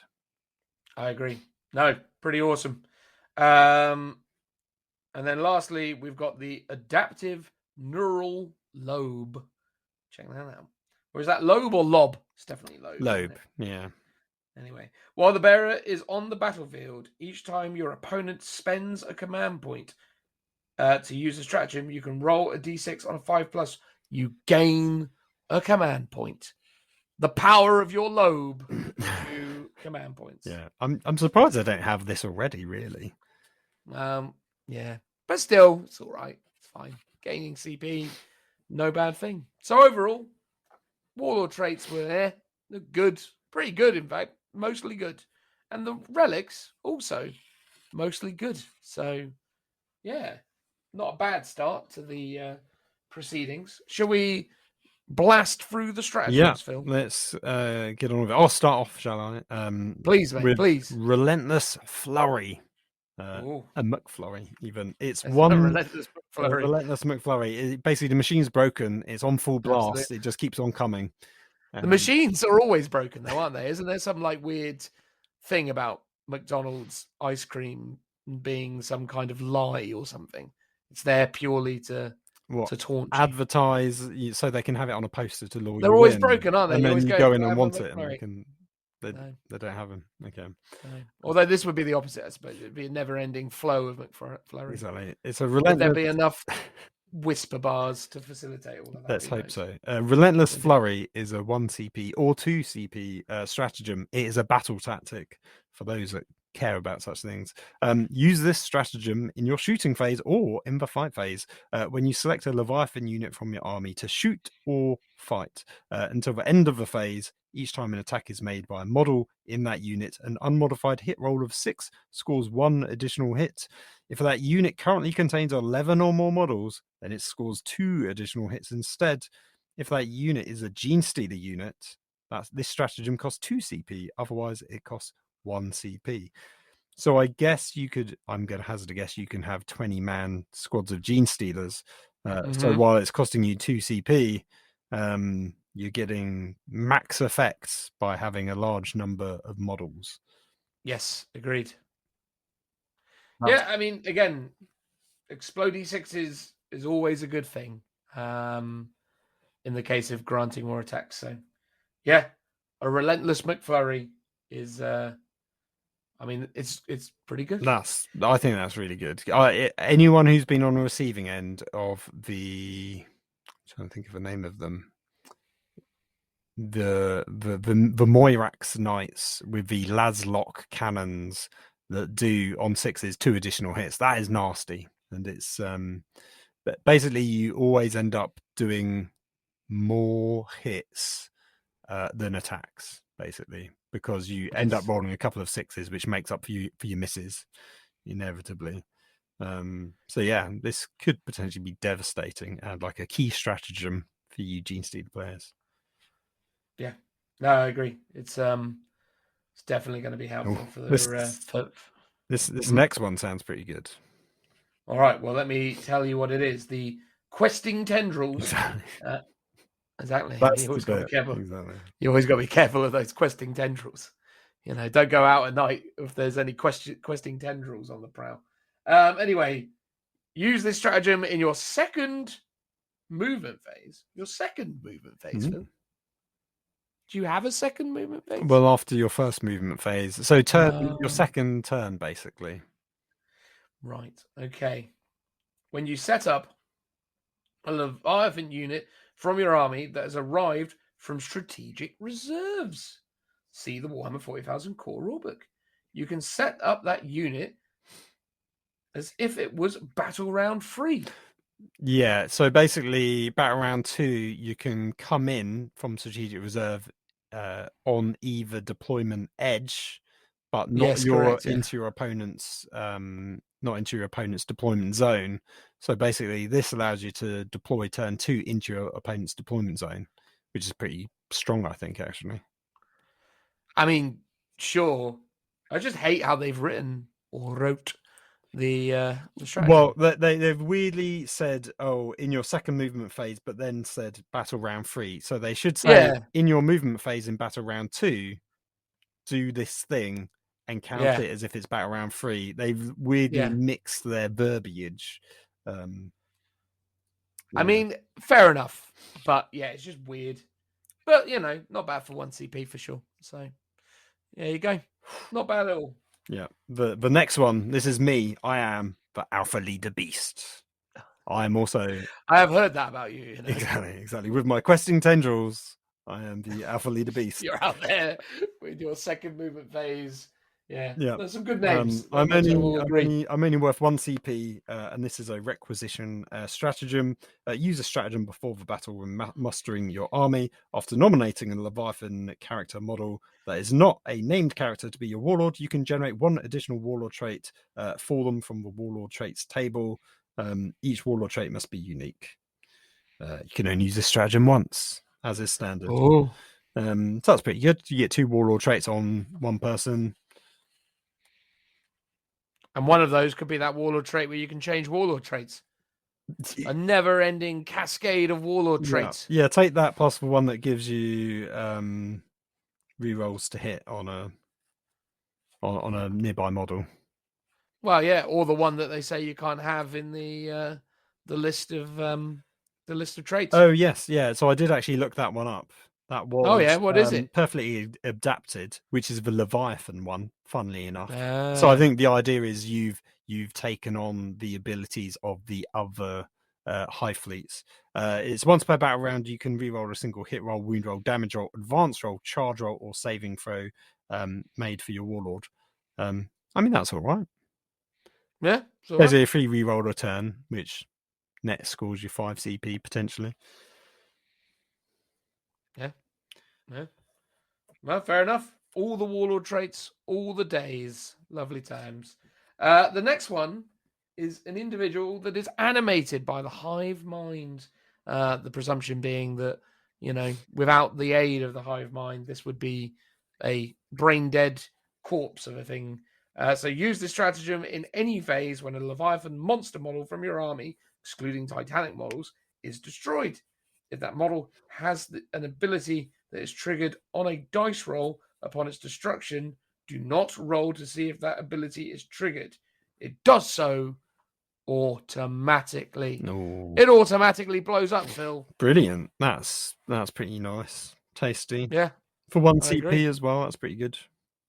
You can't go wrong with automatically blowing stuff up. It is a net positive, I would say. God, that'd be really annoying. Like if you've got lots of carnifexes. I mean, admittedly, you can only do it once per round, so you'd have to kill multiple per round to stop them from doing it. But if you've got lots, that could be a real nuisance. No, strong. What's next, Phil? Synaptic Domination is for 1 CP. It is also an epic deed. Use a stratagem in your psychic phase. Select one friendly Leviathan synapse unit from your army. Then select one friendly Leviathan non-synapse unit from your army until the start of your next psychic phase. While the synapse unit is on the battlefield, that non-synapse unit always counts as being within range of the synapse unit for the purposes of the synapse instinctive behavior abilities. See Codex Tyranids. So basically, you get to pick one non-synapse unit and make it count as if it's in synapse range of another unit. It's not bad. Not bad at all, mate. Not bad at all. Control of the Swarm is the next one. 1 CP. Use the stratagem if a Leviathan Warlord from your army is destroyed. You can immediately select another Leviathan synapse character model from your army that does not have a Warlord trait. Then select a Warlord trait that no model in your army has. This must be a Warlord trait that the model you selected can have. Until the end of the battle, that model gains that Warlord trait, and for all rules purposes, now counts as your Warlord. If any mission objectives, secondary objectives, tactical objectives, or agenda rules are triggered when your original Warlord is destroyed, those rules are not triggered until after your new Warlord is destroyed. Again, we've heard it before, but here it is again. Warlords bouncing all around the place. I am Alfarius. Yeah, I mean, it's very thematic for Tyranids, but it is a bit like, should every army be able to do this? Like, does it really make sense for Guard that they can do it? I mean, maybe, but then you could literally say about any army, and then it kind of all becomes a bit meaningless to an extent. Yeah, it's an interesting one, isn't it? Because you end up in this really awkward situation again, where G-Dubs is effectively finding themselves in situations where there's a lot of repetition in their in their rule set, which, okay, fair enough, is what it is. But yeah, I don't know. It's a weird thing. Like when they first introduced this concept back in, hang on, what's it called? Was it the Custodes book? No, it was not the Custodes book. There was a 7th edition Legions book for Chaos Space Marines that introduced this rule for Alfarius, or more specifically, the Alpha Legion. So I think they first introduced the concept for the Alpha Legion in 7th edition. Right, okay, yeah. And that really worked because obviously their big deal is that they all pretend to be in charge because they all pretend to be Alfarius, thus the I am Alfarius line. But yeah, since then, they've obviously sprinkled it around some other places, and they did do it for the Custodes, for example. But yeah, no, it seems to be... Like, again, it makes sense for Alfarius, it makes sense for Tyranids.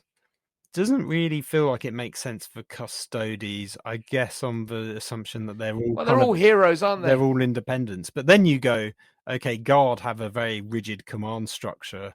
Yes, technically, when the leader dies, someone else is second in command, but you could literally say that about every army. That, you know, even orcs, you kill the big boss, some other person is going to be like, I'm the biggest boss now, and take over. So it kind of then makes the fact that you have a warlord a bit meaningless, assuming you're taking this warlord trait. It makes sense to have these abilities if we had the generic secondary of, you know, you always, you know, the old one of Slave a Warlord. That was when this really meant something, because you're like, oh, cool, I can actually deny that for a couple more turns, potentially. Yes. Oh, yeah. It was much more valuable back in the day when slaying the Warlord was a big deal. Whereas now it's just an extra assassination point, assuming you're playing Assassination. Grand Tournament assassination. Yeah. The next one is Hive Mind Imperative. It's 1 CP. It's a strategic ploy stratagem. Use a stratagem in your command phase. Select one Leviathan unit from your army that is within 12 inches of a friendly Leviathan synapse unit. Until the start of your next command phase, you get to do 2 things.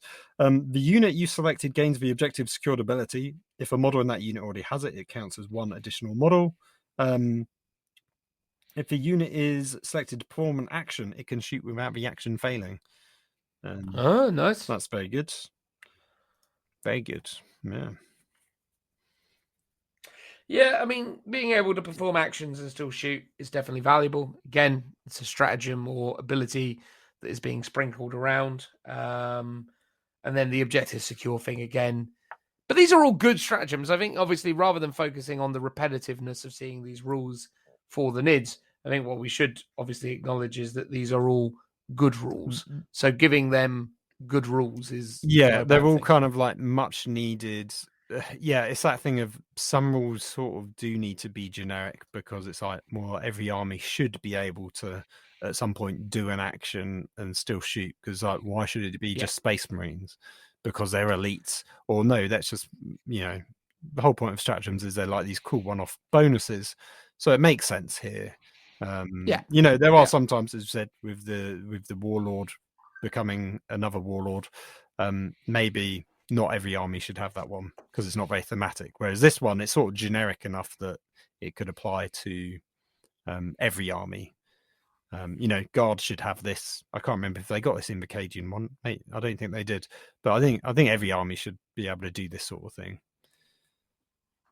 No, I totally agree. It's almost like they are moving towards a kind of generic set of stratagems, much like universal special rules. Just now it's going to be universal special rules in the form of stratagems, maybe. I would love that. Maybe that's I mean, it might make the game a little bit more sensible overall if they just boiled down stratagems to a selection of generic ones that everyone had access to. Although it would potentially spit in the face of what they had originally attempted to create with this system. But hey, who cares about that? Hyper Adaptation is a 2 CP strategic ploy stratagem. Use the stratagem in your command phase. Select one Leviathan unit from your army, then select one High Fleet Adaptation. Until the end of the turn, models in that unit have selected High Fleet Adaptation instead of the Synaptic Imperative High Fleet Adaptation. So you can basically become a different High Fleet for a turn for 2 CP. Ooh, it's all right. So I guess if you remained relatively stationary, you could do that one that they shoot better, or if you wanted to move faster, you could be that one that advances quicker. The High Fleet adaptations are the kind of the custom traits. Sorry, they are, aren't they? They're not so you won't be able to get the other, like you can't be Kraken, for example, but you could take one of the abilities that I guess which will probably be similar. I do believe, just having a quick look at the High Fleet adaptations, you only get to pick one, it seems, as opposed to 2. Well, whatever the case may be, you get to pick it in your command phase, which ain't bad. Yep, so it's things like you can pile in 6 inches instead of 3. Once per turn, you can reroll a psychic test for psychers.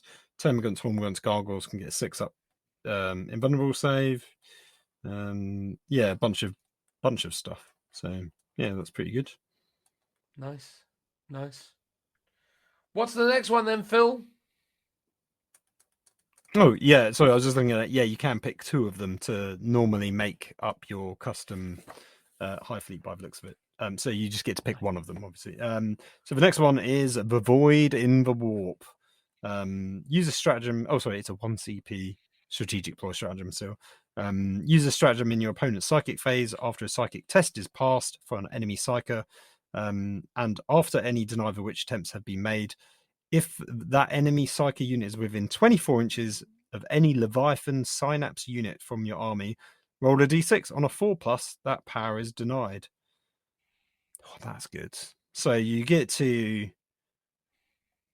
still try and deny the psychic power as normal, then you can just go, okay, for 1 CP, I've got 50-50 chance of denying it, assuming you're within 24 inches of a synapse, a synapse unit within range of the psyker, which should be possible unless they've all died. I mean, 24 inches is a pretty decent size on the smaller boards. So yeah, I mean, 1 CP, that seems pretty good. Yeah, no, I agree. That's very thematic as well. Very thematic, yes, very thematic indeed. Which is good. I mean, to be fair to the stratagems, all joking aside, they do, tend to have a thematic value to them. I do think they do relatively well when it comes to, communicating some of the more interesting thematic ideas. The last of their stratagems is bio-adapted borer grubs. There you go, bio-adapted borer grubs. I assume this is some kind of, intelligent small creature that, digs holes in things. That's exactly what it is, yeah. Yeah, nice. Use the stratagem in your shooting phase when a Leviathan unit from your army is selected to shoot until the end of the phase. Each time a model in that unit makes an attack with a flesh borer or flesh borer hive on an unmodified wound roll of a 6, that inflicts 1 mortal wound on the target in addition to the normal damage, to a maximum of 6 mortal wounds can be inflicted per phase via this stratagem. If that unit is a Tyrannofex, the stratagem costs 2 CP. Otherwise, it costs 1 CP. You cannot use this stratagem and the Scorch Bug stratagem, see Codex Tyranids, on the same unit during the same phase. I don't know what the Scorch Bug unit stratagem thing does, but it's moot anyway because you can't use it with this.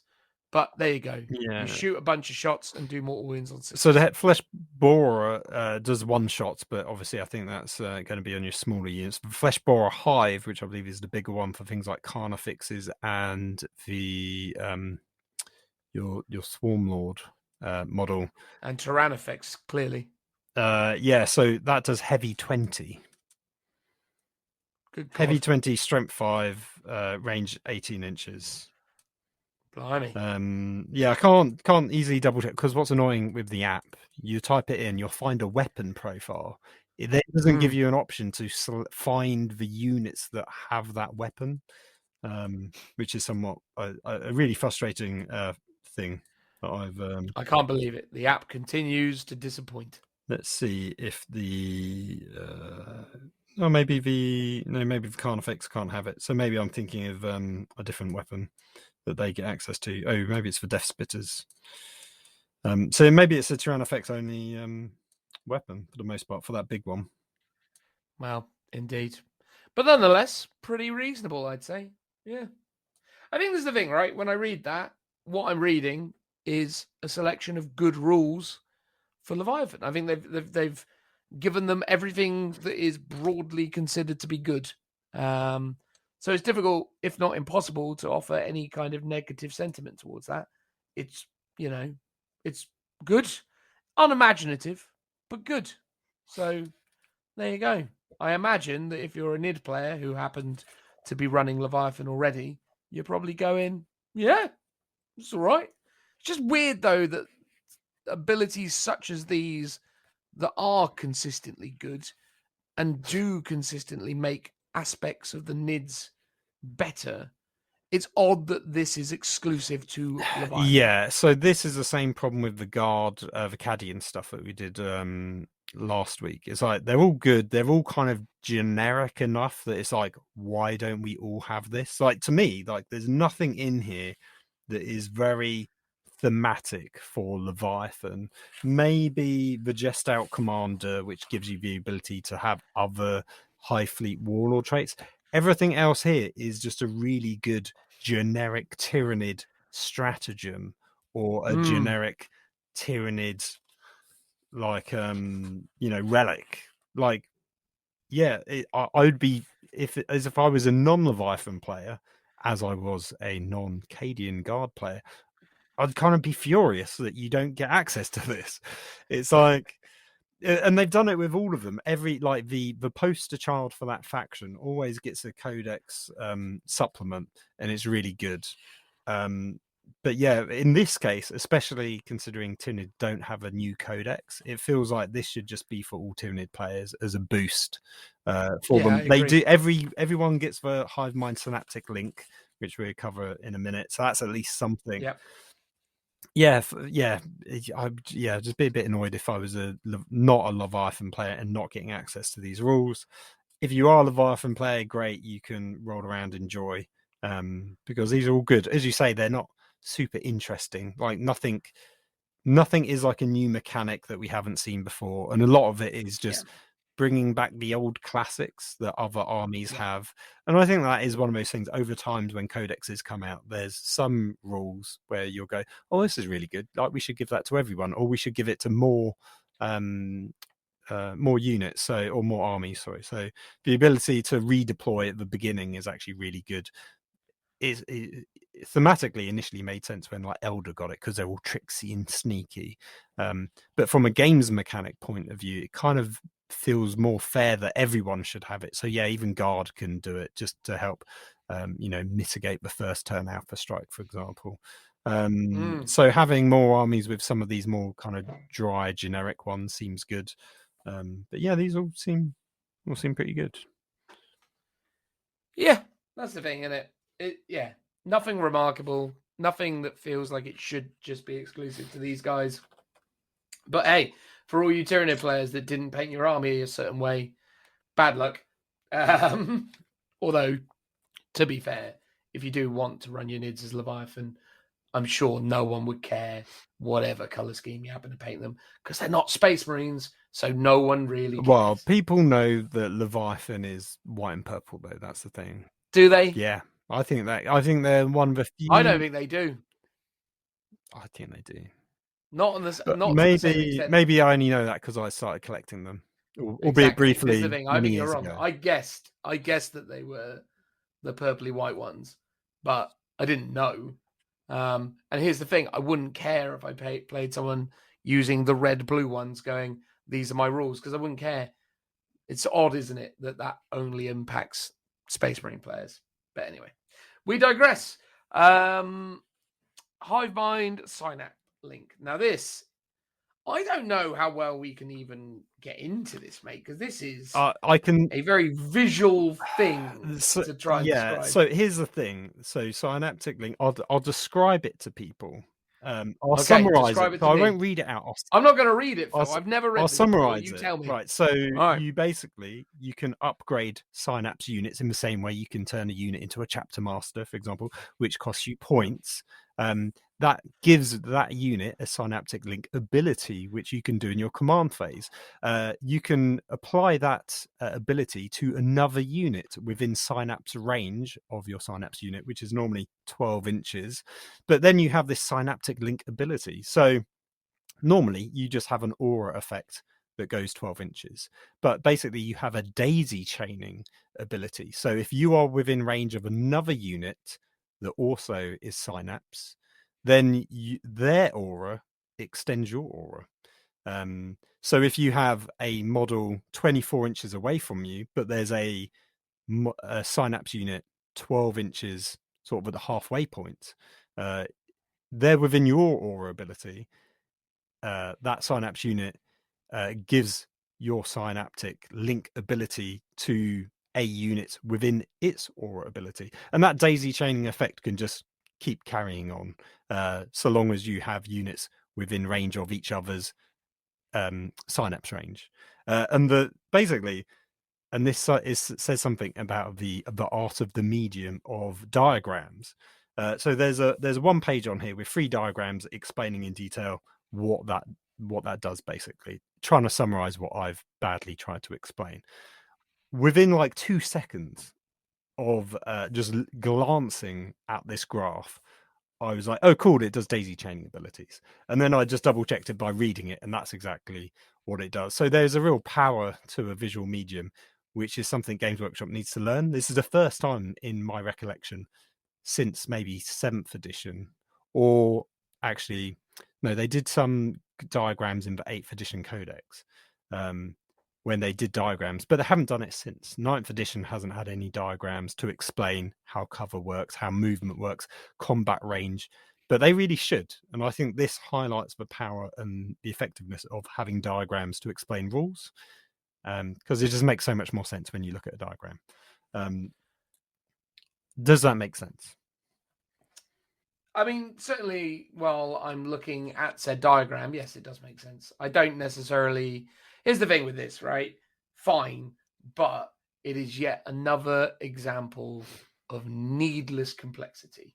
It's like, do we really need it? Like, and across the board, do we need it? It's almost like this is the step too far that makes 9th edition feel bloated. It's that thing where it's like, okay, cool. We've established for years that NIDs have a synapse system, and that is core to their gameplay design. The synapse system has always been auras, and those have been broadly understood to have benefits, which typically have just been everything within synapse range is fearless.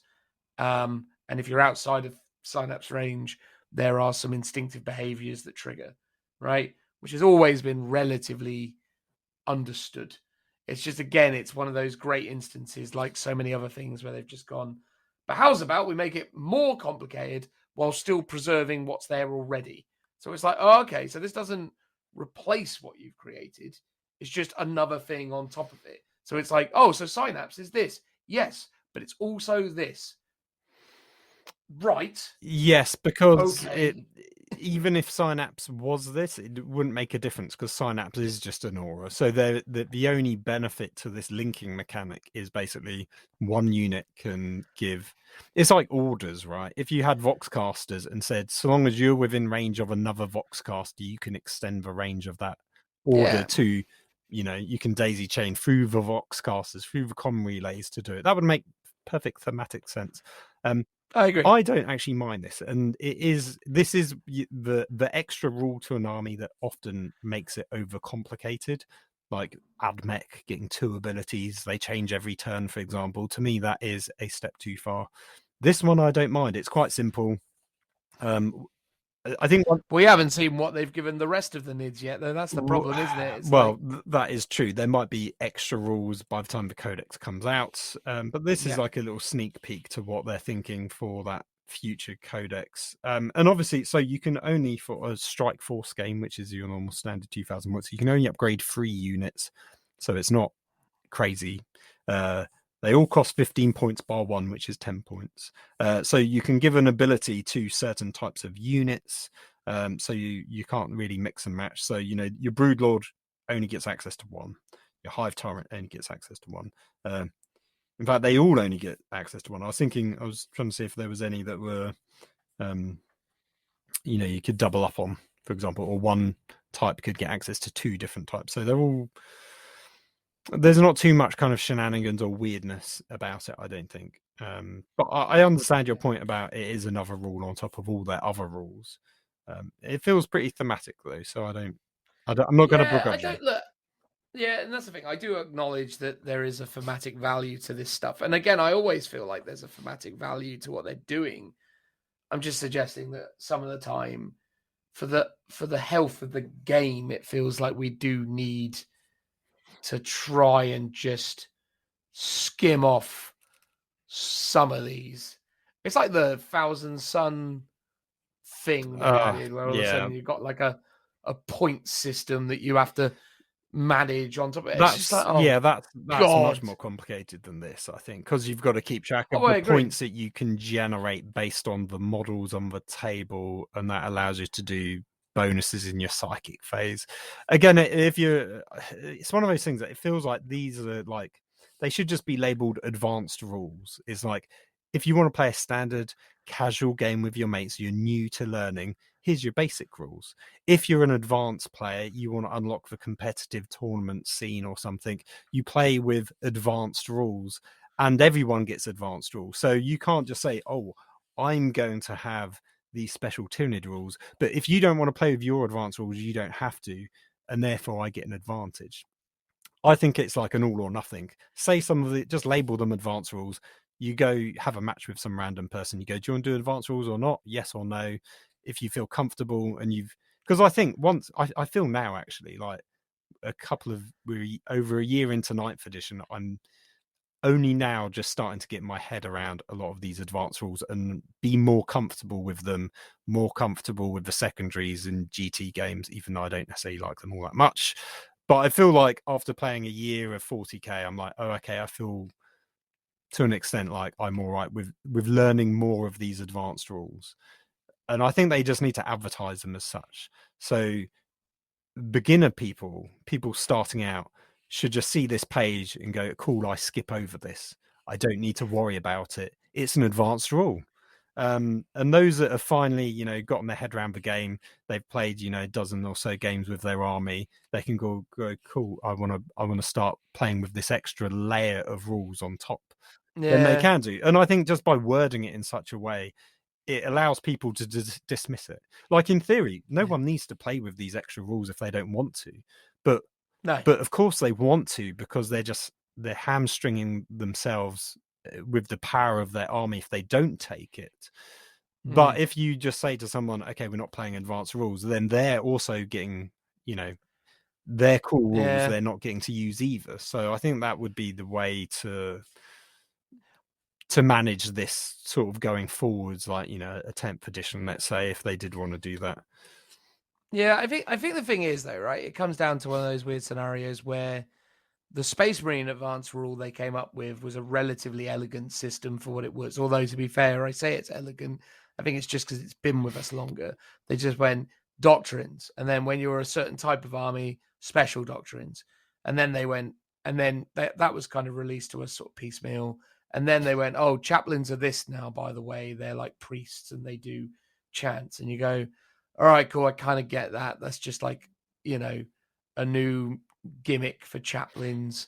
Fine. I can kind of adjust to that on its own, because you've already sort of introduced the concept of the doctrine and you've already introduced these super doctrines. So yeah, fine. Chaplains being that way, groovy. And then they're like, oh, and by the way, there's 3 different warlord tables for if you're a Phobos or a regular or a Gravis or a whatever. Oh, and there's I don't. difference. There isn't one for Gravis, sadly. Just for not Phobos, Gravis, sorry. Which annoys me. And I was speaking to someone about this on Instagram yesterday. I think like there needs to be more Gravis characters. Agreed. But that's the thing, right? So then there's that, and then there's the point. They've sort of did that in a piecemeal way, but they keep adding stuff to it, and you're like, oh, for the love of God. I mean, like, stop adding stuff to it. You get to the point where you can't. Okay, imagine 10th edition. You can't really add more rules to a codex.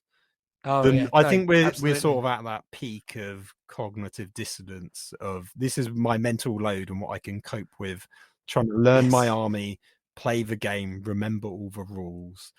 It's a lot.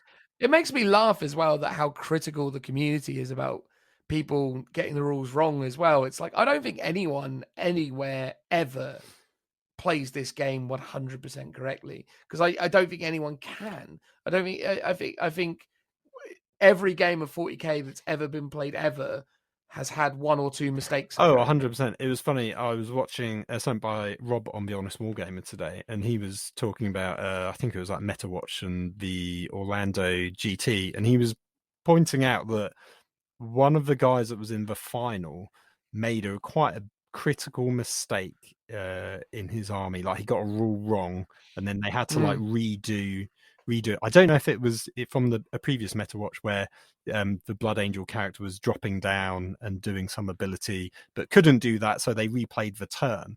And Rob was pointing out, like, this guy's a professional player that does 40k for a living, and if he's getting rules wrong, how complex or too complicated is the game? Which I thought was an interesting point.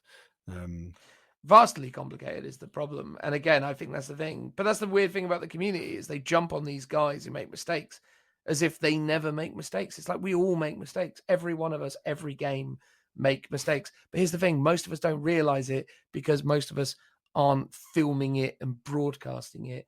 But also, given the stakes of what's up for grabs in competitive 40k, I don't really understand why we feel like it matters as much as we do. Although obviously fair play and getting things right is important, but it's just that thing where I'm like, oh, it's too much, man. It's too much. And this isn't necessarily that bad, but it's still I've still got a page. I've still got 3 pages with random new words, points costs, diagrams, and a series of stuff we haven't even talked about, which is what these things even do. Yeah, I think it's basically a page of it is just to explain how the linking of the aura abilities work, and they've just gone over the top in explaining it. Of if you've just got one thing, you've got an aura. If you've got 2 things, they link together, and your aura ability. Your ability can affect things in their aura because they're within range of yours. And they just then also say, if you have 3 things in a daisy chain, they all link together. But if you have something that's out of range of one of those, then it doesn't count, even if it synapses itself. So they've kind of gone over the top to explain it. But I think that's great. I think this stops you having 5 rare rules or an FAQ or an errata to explain it in more detail, where someone's gone, oh, but can you do this? And they just go, no. No, but true. But again, there are 3 pages of rules here, 3 A4 pages to describe one tiny bit of this. Yeah, game. I mean, it's weird because it's effectively the Chapter Master upgrade, which is for Space Marines, it was pick a thing like apothecary. Here's the point cost that you get, and then here's the rule that it now gains with an optional warlord trait or relic, for example. That's all this is doing, but it's basically it's an ability that you give to a different unit every turn. And here's the complicated bit: it works via this synaptic link aura method, and that's what literally most of this is explaining. So I sort of understand where you're coming from. I mean, as a Tyranid player, you probably would like this because you're just desperate for good rules. I agree. I'm not trying to, and this is the thing. This isn't me poo-pooing this being a NID thing, because I'm happy for the NID players to get something that's good. I'm not against people getting good rules to try and catch up to the bloat that other people have got. I'm just frustrated by the bloat. Do you remember when you used to play older editions, like 3rd edition? And a Space Marine army was just a Space Marine army, and it didn't have chapter tactics, and it didn't have relics or warlord traits or stratagems or chaplain abilities, or it did have psychic powers, admittedly, but like it's that thing where you're like, you look back at that stuff and you go, how did we ever play when all we had was rolls to hit and movement and charge? No, I know. Like, it seems so much more basic, and I mean, I'm sure it would still be fun though. That's the thing. it is. I think it's better. I think the thing is, doing that allows you to just go have fun, chat with your mates, which is ultimately all 40k is really is an excuse to hang out with one of your mates and chat to them while pretending to be doing something else. Yes, it's an alternative to going to the pub and drinking. Really, yes, it's you're rolling dice and maybe drinking. Yeah, that's me. All Warhammer really is an excuse to socialize. Yeah, full stop. That's it, really. So the simpler the rules, it actually allows you to do more of the fun thing, which is actually just talking to your friend, as opposed to concentrating on the game, because you've got to then go, oh, I've got to do all these abilities, I've got to remember these things. Ultimately, though, the more rules, and I wonder if this is a YouTube thing, like it makes the game more interesting. Potentially, I don't think it does, though. I don't think it does, because I think most people who do like the YouTube videos and stuff, it's just impossible to follow what the heck is going on unless you already intimately know what that army does.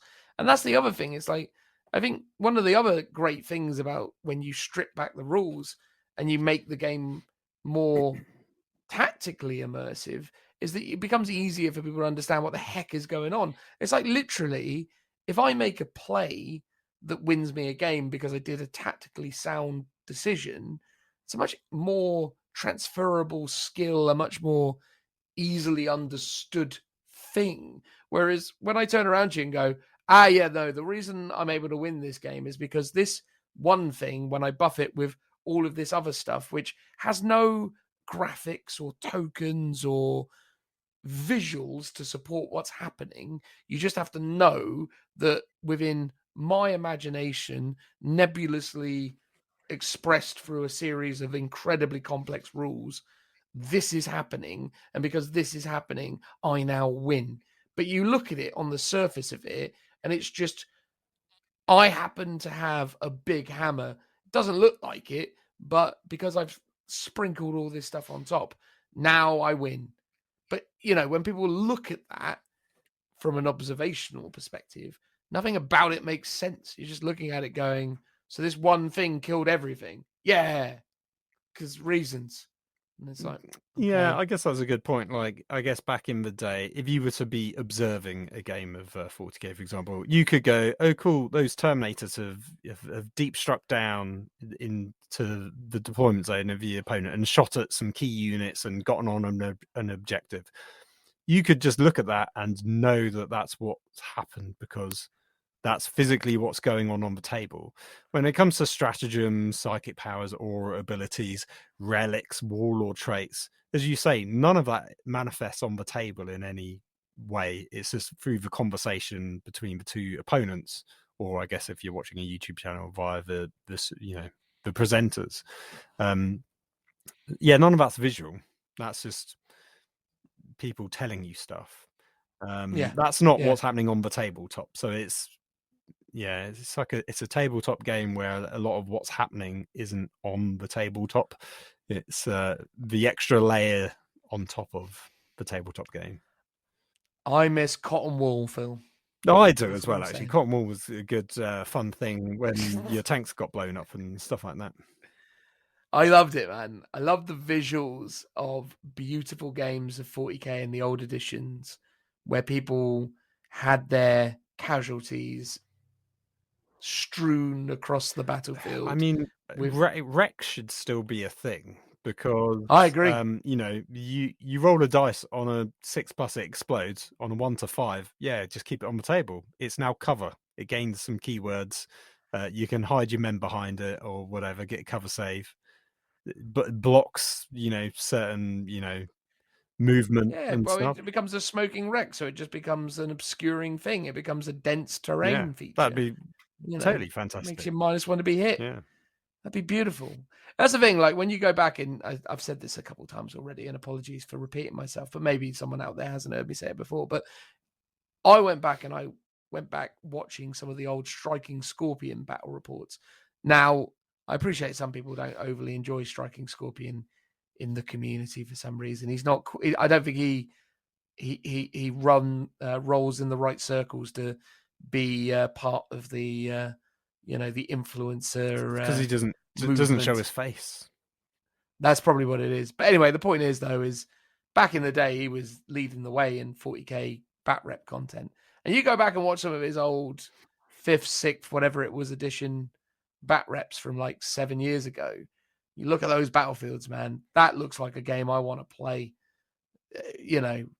Gorgeous battlefields covered in wreckage and immersive awesomeness. And I watch modern 40k, and it's a bunch of people pushing, units behind buildings on flat 2-dimensional mats with really dull MDF terrain. And I'm like, great, this game has somehow devolved in the last 5 years. It's gotten worse. It's like amazing. Yeah. Well, it's interesting because obviously we're going way off on a tangent here, but there's that new Warhammer survey that's come out this week where Games Workshop after feedback, is X and Y good? I said strongly disagree. What do you think about these things? Are they fun? Are they thematic? Are they complicated? Yes, they're complicated, is what I put. So hopefully they will learn some lessons for 10th edition. I mean, it'd be interesting. I'd really love it if they published the results. I don't think they will, but it'd be genuinely curious to see what the overall perception of everyone is about this current edition, whether it's too complicated, whether it's easy to learn. it was interesting because they asked one about stratagems as well, and I think one of them was like, "Are there too many? Yes. Is there too much? Is there not enough choice?" I think was the answer. Um, In some instances, yes, because you're a guard player. So is it like an interesting mechanic? Is it fun? And I was like, well, No. it's a weird thing. Like in some instances, there's too many and there's not enough choice, which is a weird one because it's just like sometimes there's loads of stratagems, but they're just not good. Or there's overall within the whole game, there's a lot of stratagems, but certain armies just don't have any interesting ones at the moment because they're still in an 8th edition codex. Is it an interesting mechanic? To an extent, but is it an essential one? Like, would 40k be better off without it? I mean, it would be a hard change for them to go back to that I think probably most people wouldn't like, except but possibly people like us, maybe. I mean, I don't know. I like them. I think they have a place. Yeah, I don't know. I think they're a bit of a love-hate thing, really, for me. They need to refine how they work. And we've offered opinions on how they could work before, but there's definitely better ways that you can utilize them. I mean, there's the thing. I acknowledge that 6th and 7th edition were overly complicated. 6th because it quickly tried to add in a bunch of rules to try and accommodate the increasing scale of the game. So they had to come up with rules for flyers. They had to come up with rules for super heavies. They had to come up with all this stuff because Forge World was becoming more profitable and more prolific. And then obviously across the span of 6th and then 7th, they started going, here's Imperial Knights, here's Wraith Knights, here's Riptides, here's Storm Surges, here's everything else that got added to the game. Although I think maybe the Storm Surge might have been an 8th edition. But regardless, the point is they kept adding stuff that was big, and they had to come up with rules to deal with the fact that stuff was big. And the problem is that at its core, the 3rd edition rule set was built around the idea of infantry and tanks and cavalry. Like, that was the idea, is like, is it on a bike? Is it on a horse? Is it in a vehicle? Is it on foot? Fine. We can build a system that accommodates this stuff. Is it a big thing on foot? Fine, whatever. But then obviously as they expanded the game, it got really bloated. And that's the thing with 7th. 7th was crazy bloated because they just threw the kitchen sink at it and all the formations, everything. And I agree that the core rule set of 7th was vast and complicated because of everything it was trying to accommodate. And I think 9th edition as a rule set is actually pretty solid within the core rules. I think where the problem is stratagems and the Codex bloat. I think they just need to focus on that. But anyway, we've gone off on a massive tangent.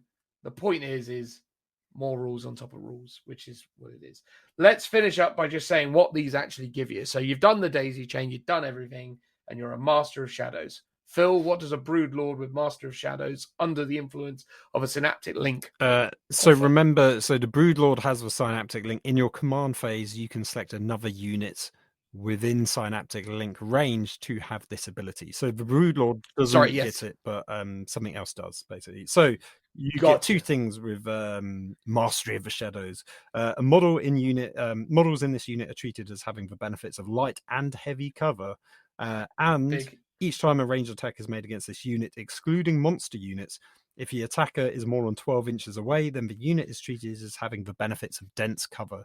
So quite likely you get dense cover, heavy cover, which is in combat, which is pretty interesting, and light cover, which is, +1 save, -1 to hit. That's really good. Nice. No, that's great. That's really great. So fine. Broodlords. Good on them. Then you've got Malicious Direction from the Hive Tyrant, which obviously then links to other things. Each time a model in this unit makes a pile-in move, it can move up to an additional 3 to a maximum of 6. So again, 6-inch pile-in, pretty big. Yeah. Pile-in is what occurs after charge. So charge, first move at activation is a pile-in move. So it means that you can get even more NIDs into combat. Yeah, I mean, great for Eugene Steelers, especially if you're getting that. You're going to use that stratagem where you get exploding 6s, do 2 extra hits because you want as many as possible in combat range. Yeah. The next one is Focal Essence from the Maleceptor. Each time a model in this unit makes an attack, an unmodified wound roll of 6, improve the armor penetration characteristic of 1. And you Buy one. You can re-roll the damage roll though, which is also good. Very good. Yeah. No, I mean, re-rolling the damage roll can be super useful in certain contexts, I guess. I'm trying to think of what things are looking to re-roll. I imagine there's a lot of things that do like D3 damage, or maybe a few things with D6 damage. Yeah. No, you got to assume there's some good options for that. Psychic Creep. This unit has the following ability: Psychic Creep Aura. So it's an aura on top of an aura, which is weird.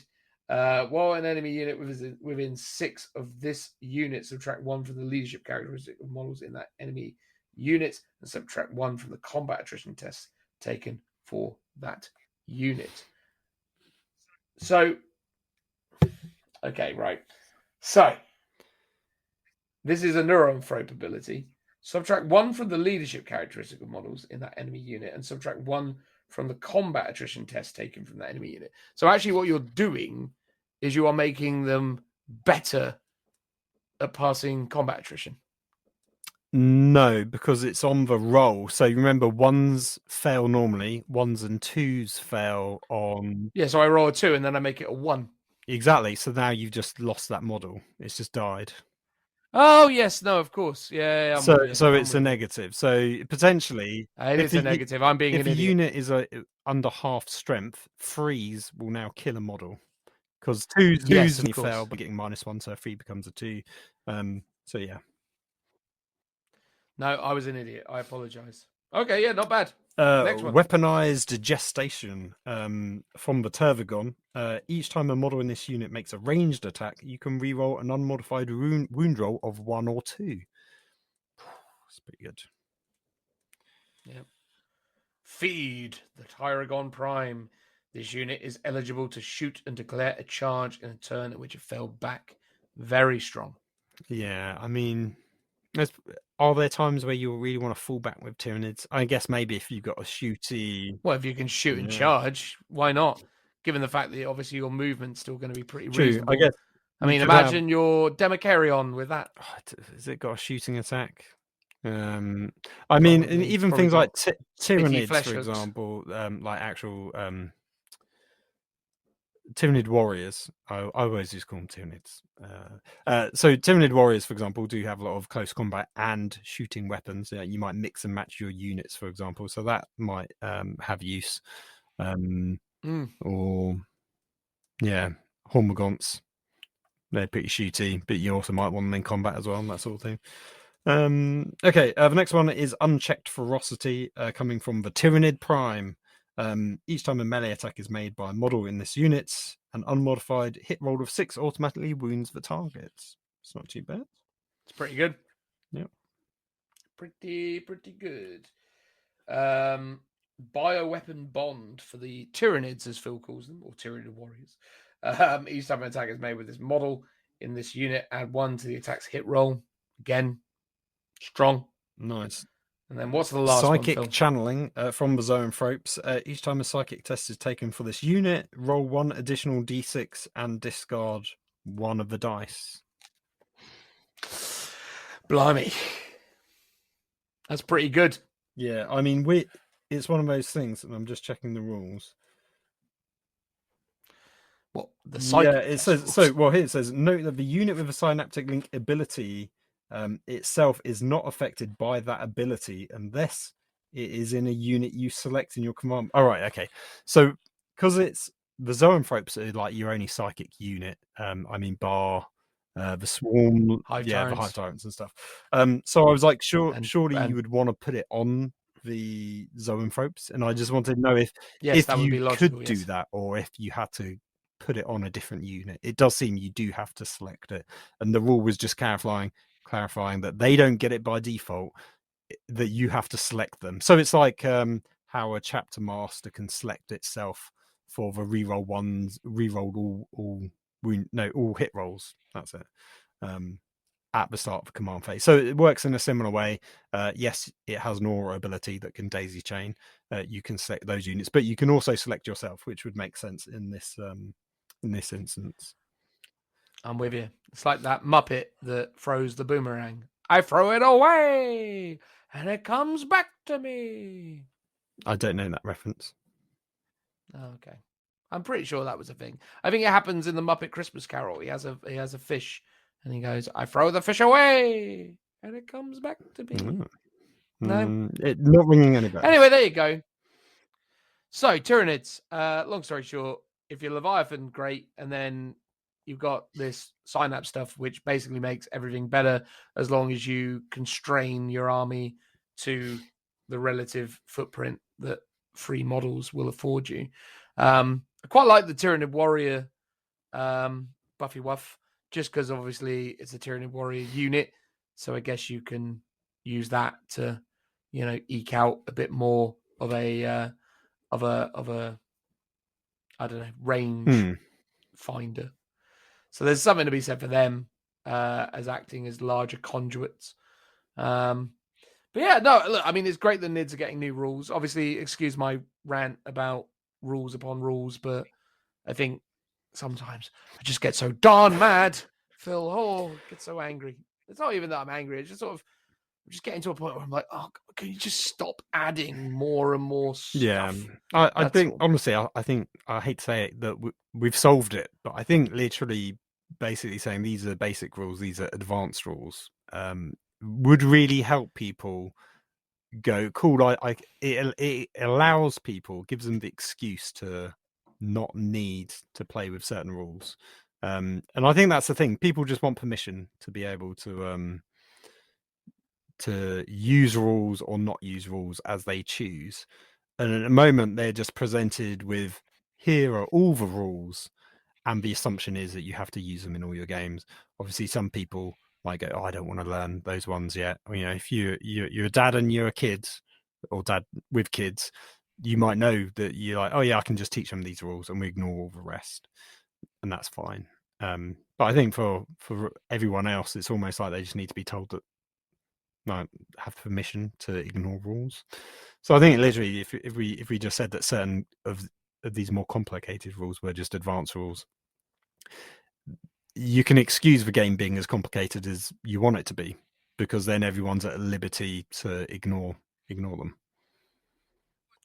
Well, it's like the old Skies of Death or whatever it was called back in 7th edition, where they added extra playing rules, and only the really annoying people wanted to use it because they'd built really frustrating game strategies around the rules, and they'd always be like, so we're going to use my Skies of Death rule, and you're like, right, what does that mean? It means that all of your stuff doesn't stand a chance. And it's like, I remember, because that had a... It specifically says, if one of you wants to play with those rules, you have to play with them. So I ended up playing, there was an orc player. It was actually a great game. I think I played the exact same guy. It was an orc player. He had 3 like burner jet bombers, I think they were, or 1 and 2 of the other variants. I had my Avenger Strike Fighter. He's like, we're going to do this thing. I was like, cool. You basically pick pre-game maneuvers that your things can do. And basically it's rock, paper, scissors. One thing trumps the other one and therefore gets to do damage to you or something. And there's a final outcome. And I had never done this before. I was randomly picking stuff, because ultimately you're randomly picking whether you're doing a nosedive or a spin or whatever you could choose.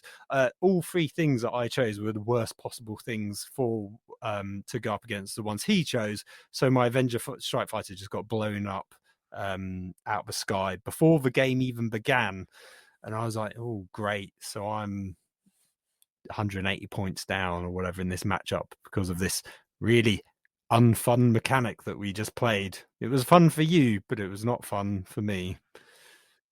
I'm surprised though when that guy or those sorts of guys rock up to those events and spin that line, because it's almost like, cool, I get it, like you are just taking advantage of the fact that hardly anyone runs this and you're the only person here. Well, here's the thing. It's like, in theory, I mean, I was sort of I was sort of keen to try it out, but at the same time, Oh, yeah, I of was course. less keen on the fact once my plane got blown up. If it was like, oh, it took a couple of wounds, I'd be like, oh, okay, like that's an interesting thing.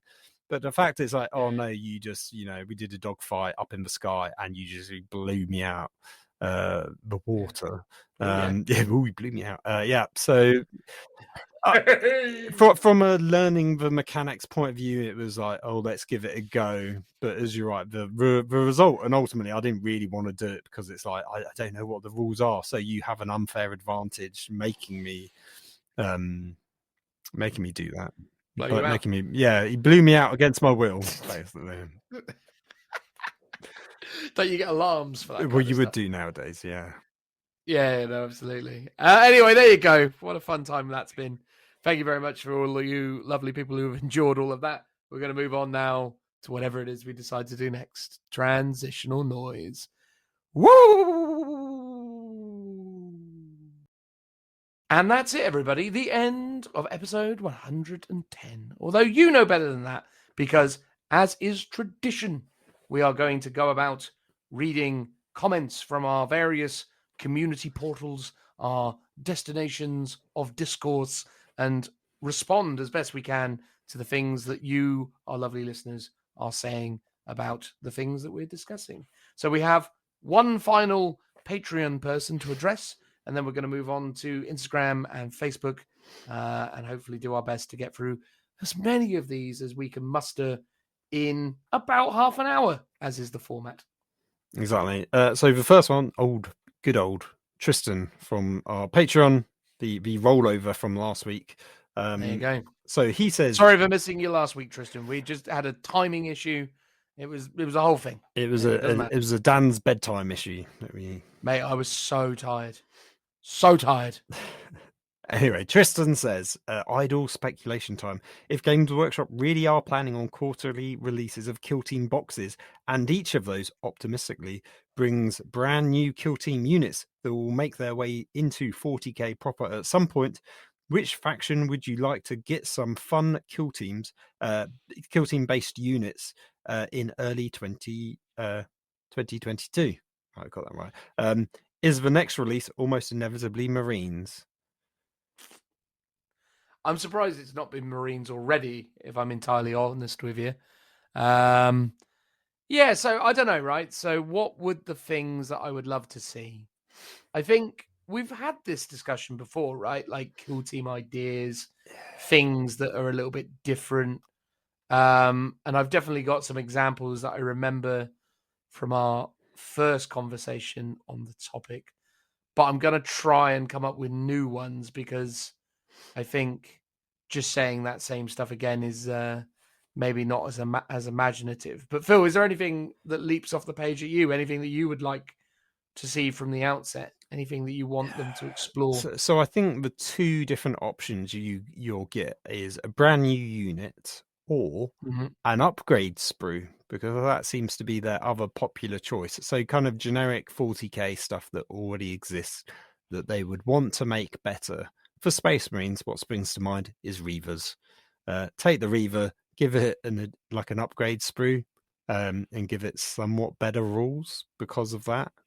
I could see happening. Reavers is a very if you're trying to have a Kill Team unit, it would clearly be Reavers, right? I mean, you've obviously got the Incursors and other kind of Phobos pattern. Any Phobos could really fall into it. But I think, yeah, giving Reavers something a bit more interesting, maybe just other weapons other than combat knives, and give them things like explosives and like their own medic, a bit like the other. Is it the Incursors that's got the medic? The Infiltrators. Yeah, Infiltrator. I always just mix those up. They just seem like the same thing. But they're the same box, so it's easily done. Yeah. So maybe they'd do something like that for Marines. Would they really do a completely brand new unit? God, but blow my mind. But new Marines is inevitable at some point. See, for Marines, I said it before, I'd love them to do a Tech Marine and Servitors. I think that would be an utterly incredible Kill Team. A really hench Tech Marine leading a bunch of mindless servitors would be super thematic. Well, that'd be and cool super because you could actually just kit each one of the servitors out individually, which is sort of Yeah. what you want. However, it's less of a Space Marine army because your Yeah, but it's a servitors kill team, isn't it? It's a kill team. There must be instances where, the Tech Marine is investigating some kind of location or doing some kind of job. I mean, again, the animation of generic Blood Angel name. I keep forgetting what the actual show's called. The Angels thing. of Death. Angels of Death. Thank you.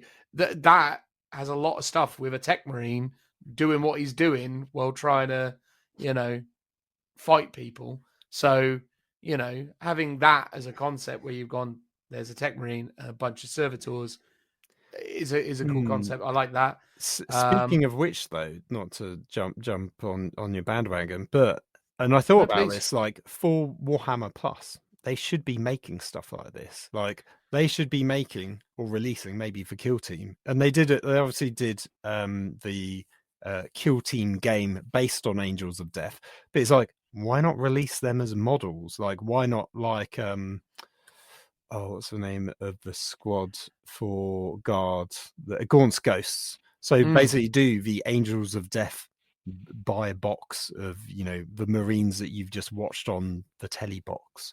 And that is a great way of, you've got your themed Blood Angel minis, throw in that Tech Marine if you really want. But I'm thinking more about the guys that are down on the ground doing the main kind of mission. To me, that feels like a bit of a no-brainer to do. I imagine they would just go, but people can buy boxes and make them. But along the lines of Gaunt's Ghost, just make them for people. Yeah, I think it'd be really cool if they started doing that and expanded on that side of things for sure. And I like Astartes is another option that they could do.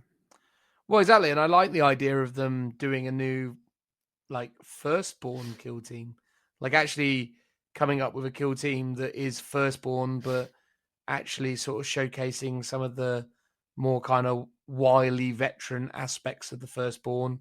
So again, noting that obviously there's lots and lots and lots of, existing Space Marine kits, but maybe doing something that is a better scaled Space Marine box would be nice. I mean, maybe not essential, but would be cool. Outside of that, I think, seeing stuff for the Elder would be super cool. I said it before, I would love to see them do something with either Exodites or Corsairs. I think that would be cool to show a different sort of take on the Elder. Obviously, Corsairs used to be heavily featured within Forge World, but they've since been discontinued. So to get a range of Corsairs or a kill team of Corsairs would be phenomenal. The only reason why I think they might not do that is they want something that can plug in directly into the existing range. Like for your Elder, Corsairs is really like a sub faction, like Yunari, and same with Exodites. They would be a brand new faction. Yeah, it's because they're not just like an Elder race with a different regiment trait or Craftworld trait. So it feels like they wouldn't necessarily plug into it, but they could do them as an Elder Elder faction, but specifically for Exodites to tease the room and see what the mood is for them coming down later as a full army maybe. I mean, based on that though, I think Corsairs could work because maybe not Exodites, but if you did Corsairs, you could just be like, here's a unit of Corsairs and you can chuck them into your army if you want to. Yeah. Because Corsairs are piratical Elder that just, rock up places. So that's very much like Gaunt's Ghost, where like they're not your regiment, but you can play with them and they can join without they're more like breaking any of the rules. Yeah, they're more like mercenaries, right? Like they just sort of rock up. Like even the idea that you could add a unit of Corsairs into certain Imperium armies, that could be something really interesting. But yeah, to your point as well, going back into like Black Library, I'd love to see the warband of Black Legion from the Black Legion novels. I think that would be incredible to have like Fire Fist and Iskandar and all the other characters from that kind of fiction brought to life, noting that obviously they would be a lot of kind of character type characters, so might not be as easy to kind of bring to life. But then maybe the game doesn't need to necessarily observe these models with the same kind of gravitas as they might otherwise receive in other rule sets. Obviously orcs have got a good kill team now. Tau have already got their kill team, so I guess something for Krons would be good. I don't know necessarily what you could do with the Krons, but you've got like the wraiths, and you've got the kind of the flayed ones. So you've got. They should bring back pariahs. Do you remember them? Vaguely, yeah. What were they? Pariahs were the human Necron hybrids. So they were the Necrons with like human faces. They had like these like almost like porcelain mask type designs. Oh yeah, and they phase shifted through things and did all sort of weird stuff. I could imagine them pariahs doing were something wicked. like that. What do they do for Tyranids?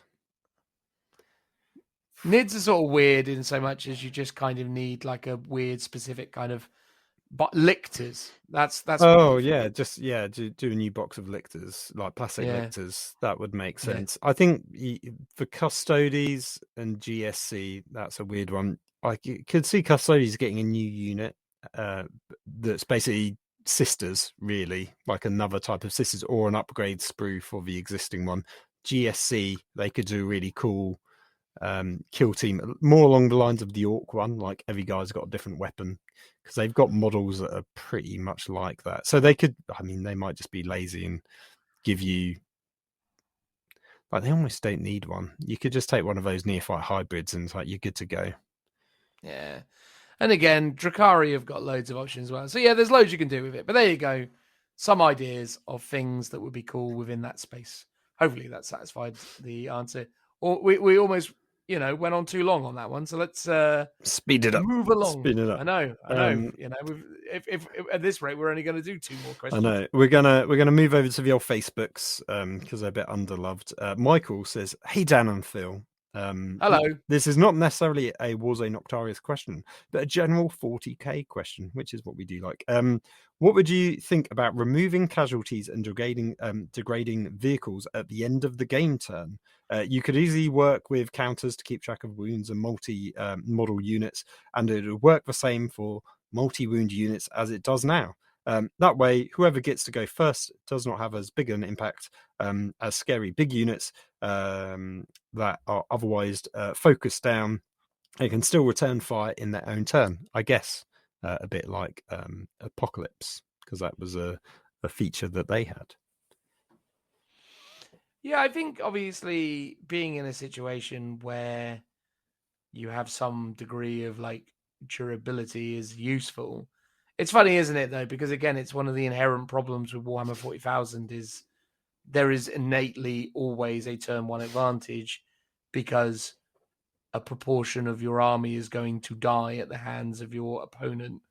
And as a result, your reduction in models can only negatively impact your ability to perform in game. So, yeah, it's a problem, right? And I think there are systems and methods for adapting and making that problem less prominent, but the problem is that none of them are entirely evident within the game as it is right now. The turn 2 advantage is almost exclusively based on your ability to squeeze out a win in the last turn because of the whole scoring the objectives at the end thing. But yeah, other mechanics such as making vehicles, not bracket after taking an amount of damage could be interesting. But again, it's not a very good system necessarily. It doesn't sort of fit the mechanics of the game. But, I mean, it could work. I don't know. Is the implication as well, what happens if it goes to 0 wounds? Does it still stay and carry on? Or I presume it would get to stick around for your next turn and do stuff. So even if you kill it, it can still fight. And does this apply to everything other than vehicles, or is it just vehicles? Well, so in terms of infantry, I think he's like, you keep it till your next turn, and then everything basically, you just track everything that should be dead at the end of the turn, but then but then resolve it. I'm going to say yes. Yeah. Okay, fine. So what he's basically saying is, again, sorry, I just presumed he was talking more vehicle centrically for some reason. But the point is, okay, fine. So he wants everything to not die, or rather you log that it is dead, and then you play out your turn and then remove what is dead. Yeah. Yeah. Interesting. Again, though, there's a balance issue with that, though, right? Because there's certain units that you could be really, really brash with, because you know that you can always use them in certain ways. And I think the problem is that you've got to create systems that offer technical or rather tactical challenges. Because if you know that you're always going to get a turn of doing something with certain things, you're just going to play in a really kind of reckless way with these things. And I think that is problematic to the overall balance of the game. Yeah, because I could imagine, rather than being like conservative with your deployment, you might be like, well, I'm just going to stick at these units here on the deployment zone line, because even if you kill them, I can get my turn 1 charge off on them, hit what I want, kill your unit in return. And yeah, they've died, but they did what I wanted them to do anyway. Personally, I think I think it's a lot of counters if you're doing it. It's a cool concept for sure. I think maybe the compromise is to, if they die, you just get to do your action straight away, which is fine for shooting units, less so for close combat units, unless of course you're in combat, in which case you can attack in combat. Yeah, it's a cool idea for sure. I think there's probably a lot more thought that needs to go into like the actual practicality of how it works to like balance the game out a bit. You almost need like you do need a degree of like alternation within the turn sequences. Like that's the thing. If you want simultaneous or mechanics like this, you've got to kind of restructure the entire way the game flows. Because if you are saying, oh, everything that's died gets to just carry on, so I get to move, I get to do my psychic actions, I get to shoot, I get to charge, get to do close combat, and then it dies.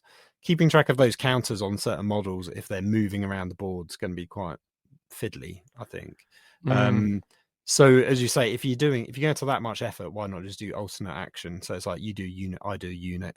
Therefore, yes, but one unit gets to do an alpha strike, but that's not very much. And at that point, there's no turn structure, so you could have it just alternating every turn. So I go first one turn, you go first for next turn, or you just roll off, so it's completely random each time. Yeah. Again, I just think it's. I think the problem often comes down to, again, the way that 9th and 8th edition have been designed. The game is very. It's very numbers heavy, and there's very little in it that sort of offers that kind of tactical nuances that you got in earlier editions. And this isn't just me looking back on older editions with rose-tinted glasses. It's just a fact of the way it's designed. It's very, very much about, I've got lots of dice and lots of numbers, therefore I'm better than if you have less. And I think that's, there's a lot of interesting challenges. But again, 40k is a really big game, and that's one of the major issues that it represents, because there's too many flipping systems, or rather not too many flipping systems. There's just too much stuff that the system needs to account for. Super heavies, flyers, monsters that happen to be psychers, infantry, swarms, cavalry. It's insane how much stuff there is in 40k. So I understand the limitations have to be there, but hey, there we go. Next one, Phil. How much time have we got? One more or two more? Let's do 3 more. Come on, I'm feeling frivolous. Brilliant. So we'll stick with Facebook. We've got Mr. Keel. He says, since we all know and agree that Crusade is the best way to play 40k, where do the Crusade rules line up in comparison to the other Warzone Crusade rules? If you could only get one, which would it be? Now, I'm not sure if he means the actual Warzone book, which does have some Crusade rules in it, or if he's talking about the campaign rules within each Warzone book or the actual Crusade books, of which I have one here to show Dan, not to the people Oh, at you've home. got one. Show and tell. So I've got this one here, which is Mission Pack Containment, which is the latest one, which is the one that ties in with Warzone Octarius. I got it because it has the Planet Strike rules, which hopefully we're going to be talking about next week in conjunction with the fortifications that need to be played in Planet Strike.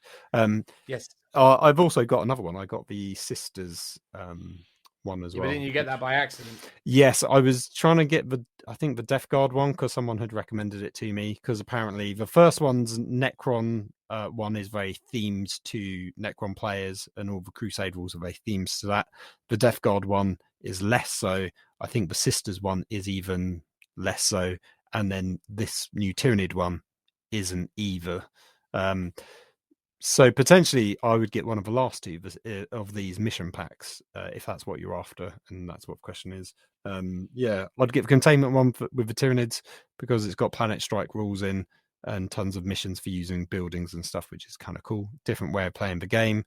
I think they've even teased another one, isn't there? So in addition to Warzone Octarius, there's a Black Templars themed one, which they really should have sold more in terms of the preview, because I believe it got mentioned that it's got multiplayer rules in it. And Oh, really? Yeah, I'm pretty sure. I could be wrong. I'm pretty sure it said something about multiplayer rules. And in which case, it's like, sign me up to buying that one, because that's fantastic. Everyone who doesn't love like a doubles game, but now you can do multiplayer games. Quite often we've done our own and homebrewed it when there's been like odd numbers of players. So there's like been 3 of us. So we'd do something like that. Yeah, if that's the case, like, I'll definitely be buying that one as well. Yeah, so it's got the new Treachery and Honor system, which offers new ways to play multiplayer games of Warhammer 40,000. It features 21 new missions, 6 each for combat patrol, incursion, and strike force size games, and 3 for onslaught games, along with a host of bespoke stratagems, battle traits, and agendas. It also includes the new underdog system, which can help you grasp victory from the jaws of certain defeat. Fair enough. I mean, again, it's interesting because obviously Phil is very clearly making a play to try and educate me on the virtues of these mission pack booklets, these expansive extra rules that they're doing in the forms of these. Well, they're not even really chapter approved anymore, are they? They're just something else altogether. But yeah, they definitely seem to be turning into something interesting. That's for sure. I might actually start paying attention to them. Exactly, and I think when we get together next, we do need to try and play some of these, because I think, yes, you can play them obviously with Crusade, and that's sort of what they're tied to. But I think they're sort of starting to not necessarily lean away from that, but they're separating out the rules. So the Crusade rules in terms of the relics and extra stratagems and stuff are in the Warzone books. And then these tend to be just mission books now that you can play pretty much in isolation of the Crusade rules, which I believe when we go through the Planet Strike stuff is the case. So that'd be really interesting, I think. And especially if they lean more in that direction in future. I mean, I wouldn't be surprised if Maelstrom Missions kind of comes out in this format, where you get a mission pack, which is basically a bunch of missions, and, whether there or not there'd be a deck of cards in addition to that, who knows? It could just be tables again, like the White Dwarf article. But it seems like because we always complain about GT missions being boring, but it's like there's literally hundreds of missions that they've released since, but no one is giving them any notice, because it's like, it's just Crusade, why bother? Yeah, and I actually think it's got tons of, like, you could literally play a different mission every time you play, and still not ever run out, because there's so many if you got every single book. I think it's an interesting showcase for just how bloated Games Workshop's release schedule is, though. That's something that actually maybe a couple of editions ago would have offered some really interesting updates to the game, and something that players might have been really excited about is now so blah. But again, I think it really shows, and this is not me being unreasonable at this point and not trying to shield for these things, but I think it shows a real lack of imagination on the behalf of the core kind of player base at the moment, that so many people are just so preoccupied with playing, grand tournament games that, I don't know. It used to feel like, to me, like 40K of old, so much more of the game was about fun, interesting, like scenarios and varied games with different outcomes. Whereas, this just sort of now feels like everyone's just really wedded to one very, consistent way of playing. I mean, me and Joe were playing Open War on Monday at Warhammer World. We played the Open War deck, and people were genuinely surprised when they came up and looked. They said, "Oh, what's the score?" And I was like, "Oh, the score at the moment is 8-6." And they're like, "What? 8-6?" It's like, "Yeah, we're playing Open War." Open War? Never heard anyone play Open War. I mean, like... it feels like it's that lesser known secret. It's like the tournament scene takes up a lot of the void and the television space, so to speak, in terms of it's the thing everyone talks about online. It's the thing that all the YouTubers talk about. It's the thing Games Workshop talks about in terms of meta watch. It's the thing I talk about as well, right? I mean, I can't. I've got to tar myself with that brush also. Well, we talk about it to an extent because we do go to events, even if we don't really care for the ITC tournament league in terms of we're not going to get up there. Although you are, I'm sure, in the top 100. Or top 10 for your faction, maybe, or something. Maybe. I'll have to check. But it's that thing of everyone sort of talks about it as the general, this is how the game gets played, and everyone talks about it. But I think there's loads of people probably, at home, in their garage, down the gaming club, go, we're just having fun playing Crusade. And I've had loads of conversations with people like that. But I just don't know if that's the minority or if it's like the silent majority where they're just, everyone's doing it, but they're not really engaging in the online chit chatter, and it's those loud tournament voices sort of shouting everyone down, saying it's, the GT mission pack or bust. Yeah, that wouldn't surprise me. I think that's the thing. I think there's lots of people out there enjoying the game, the way that they want to enjoy it. But it is fair to say that you can very easily become filtered by a very specific version of the audience. But hey, it's interesting. Maybe I will give it some more focus as I scroll through all the names on the ITC rankings. I'm trying to find where I'm at. While I do that, let's hear the next question. The next question relates very similar. This is over on Instagram. Hobby on the High Seas. He says, my idea or question is, what do you think if Games Workshop added a game type to 40k? We have open play, narrative, and matched at the moment, but what if they added competitive play to the list? And my idea would be that all the narrative supplements like Warzone books and Armies of Renown aren't meant to be used for competitive play. I would say that 90% of people play match play games just because they are like an equal fight. Oh, just because they like an equal fight. Sorry. Most of these games are based on some kind of narrative, but usually they are not competitive.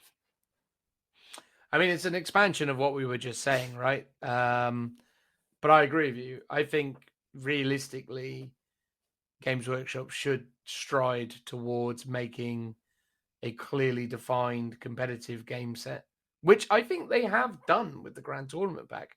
I just think the problem is that they've done a relatively, or rather, and again, I don't think this is really even on Games Workshop. I just think we as a community have become unimaginative with how we play ourselves. It's that thing where it's like, there are means for you to do this.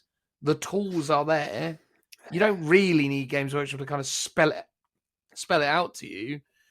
You should just do what you think is right. I think the problem, agree between yourselves. Yeah, I think the problem with that is it just doesn't ever get marketed to gamers as a viable way of playing. A bit like Open War. Open War is a really good way of playing games. We've enjoyed great way of playing the games, but it's like it just never gets any airtime.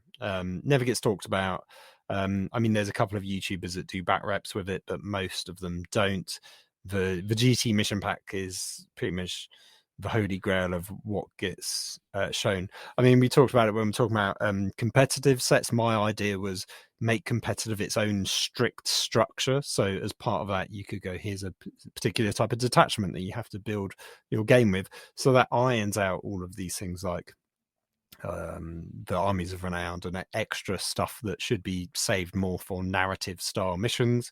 Maybe the focus does need to be, as Hobbies on the High Sea says, you go, here's match play has Eternal War missions, and all of these mission packs that are coming out aren't labeled as Crusade. They're Eternal War mission packs. And if they I think if they advertised it like that, people would lap these up, because people are suddenly like, oh, this is what I'm meant to play 40k with, not the GT mission pack, because the GT mission pack is for tournaments. Now, you will still get people that will be like, well, that's the proper way of playing, because that's the hardcore way of playing. It's for tournaments.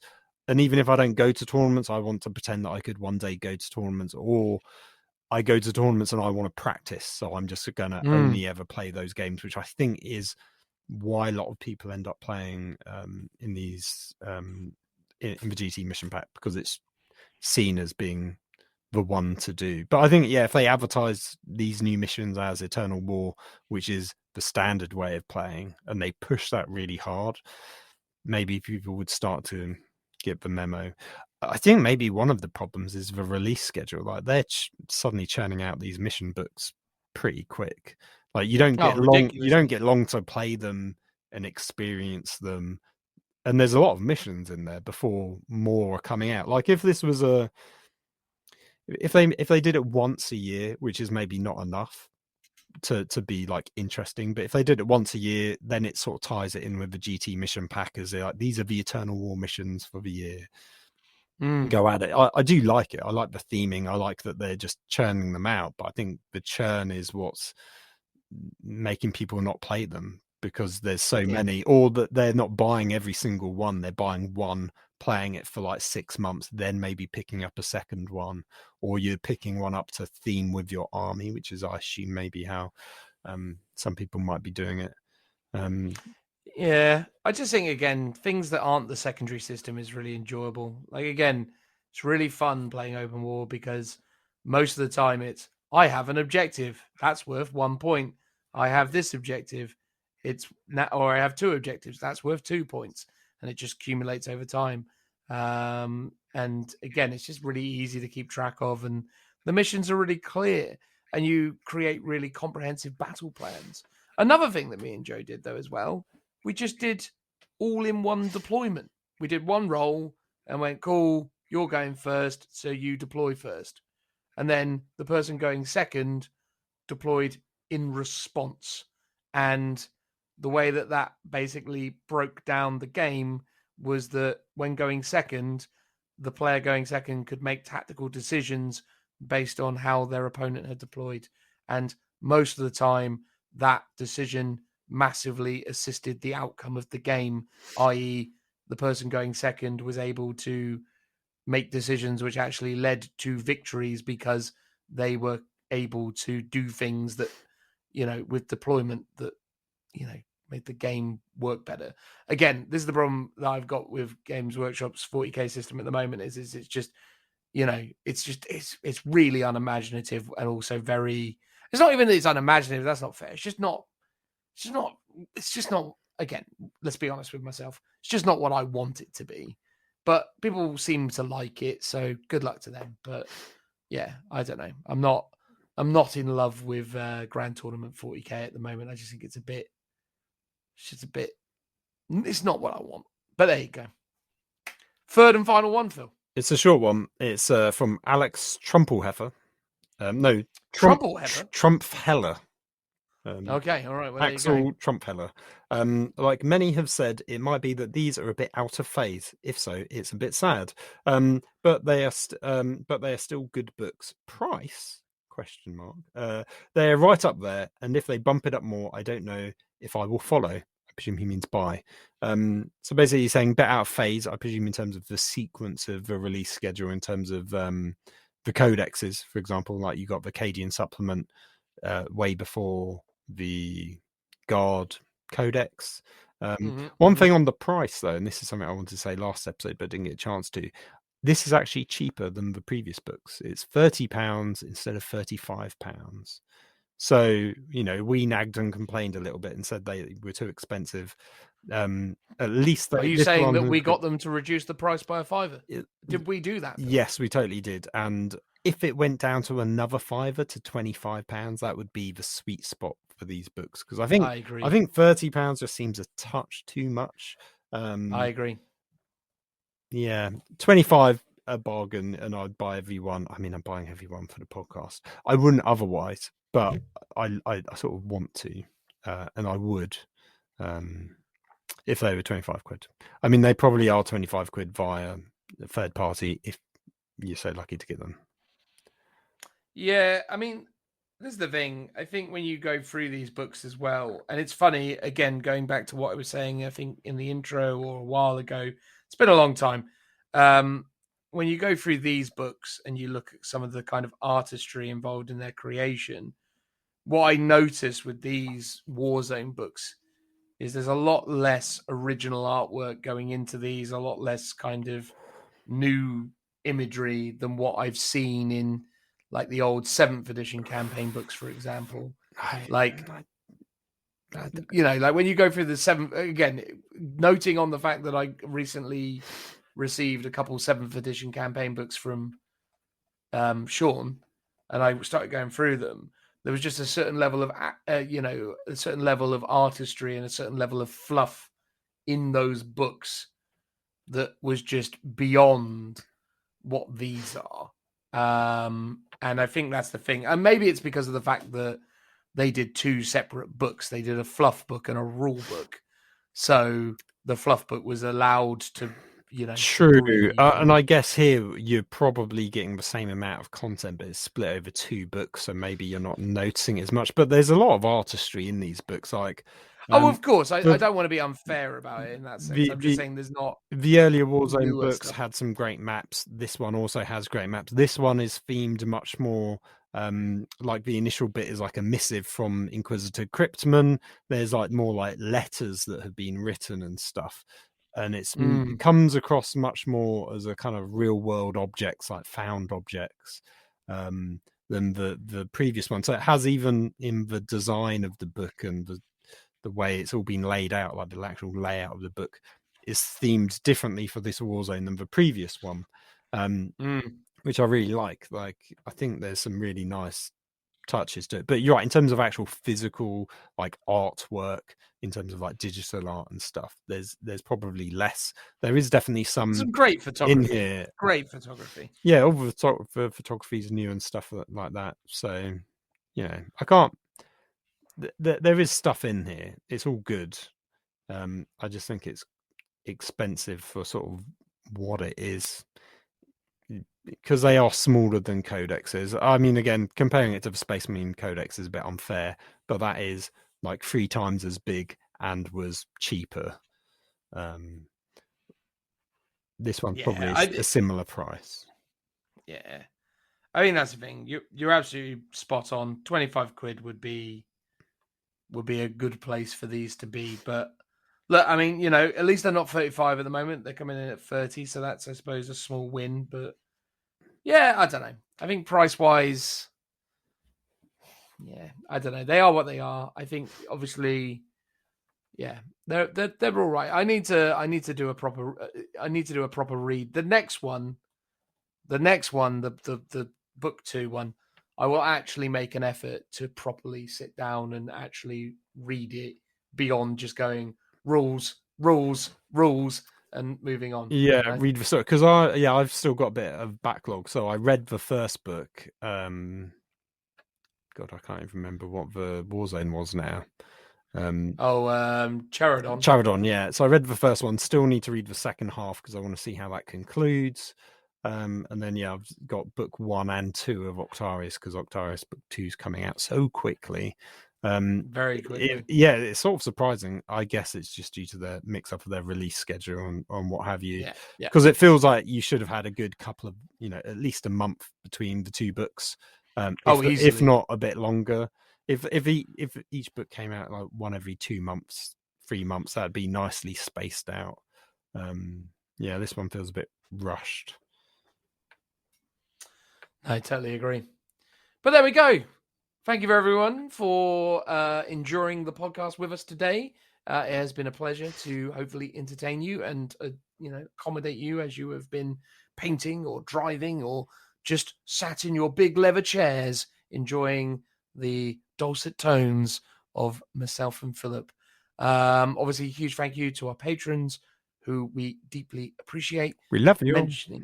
We love you. We love you greatly. Not enough to do anything special for you, but maybe we'll get around to it one day. The problem is at the moment is the churn of the pod is such that this is all we can do. But eventually we'll get around to doing something special for patrons. Well, Hangouts, maybe. There is that lost intro that I keep petitioning you to put up on Patreon, but you won't let me. No. It was the funniest thing we've ever done, people, but we just couldn't publicly release it. I don't know if it was the funniest thing we ever did. I think it was more the most socially awkward. We definitely found it. But in the wrong sort of way. I don't know if there is a wrong sort of way. No, it's good. Anyway, you've set me up to fail here, Phil. Anyway, no, again, obviously appreciate it. At some point, like the goal was, because we are talking about doing Big Fat Quiz of the Year again this year, noting that if we are actually going to get it off the ground, we need to figure out when and where we're going to record it before. Do you remember what happened last time we did it? I don't especially. Well, remember. no, I mean more importantly, the last time we did it, the Red Gobbo was released, and this year there is a new Red Gobbo. So we should do it so Joe can once again win, and then inevitably not build and paint his Red Gobbo winning model like he did with the last one. It's just more. It's the technical challenges of trying to figure out how we would get it done. But yeah, I'm very keen to do it, but it is an uphill slog getting that thing to work. But my aspiration was that maybe like next year we could offer like tickets to like our patrons for free as a perk of being patrons and host like a Lookouts Fest with a actual like live recording of the Big Fat Quiz of the Year and then play games during the day or something. I like that sort of idea. Like, renting out a village hall somewhere and hosting a bowls club maybe. I mean, it's not too impossible to effectively take over a gaming club and just play games with the Lookouts listeners. That's true. So maybe that's something we'll think about in the future. There's options here. But the point is anyway, is that we appreciate you. Thank you. But that concludes episode 110. We hope you've enjoyed it. Until next week. Thank you very much. Goodbye. Bye-bye. Bye-bye. Bye. Bye. Bye, Phil. Bye, Dan. Bye, Phil. Bye. Bye-bye.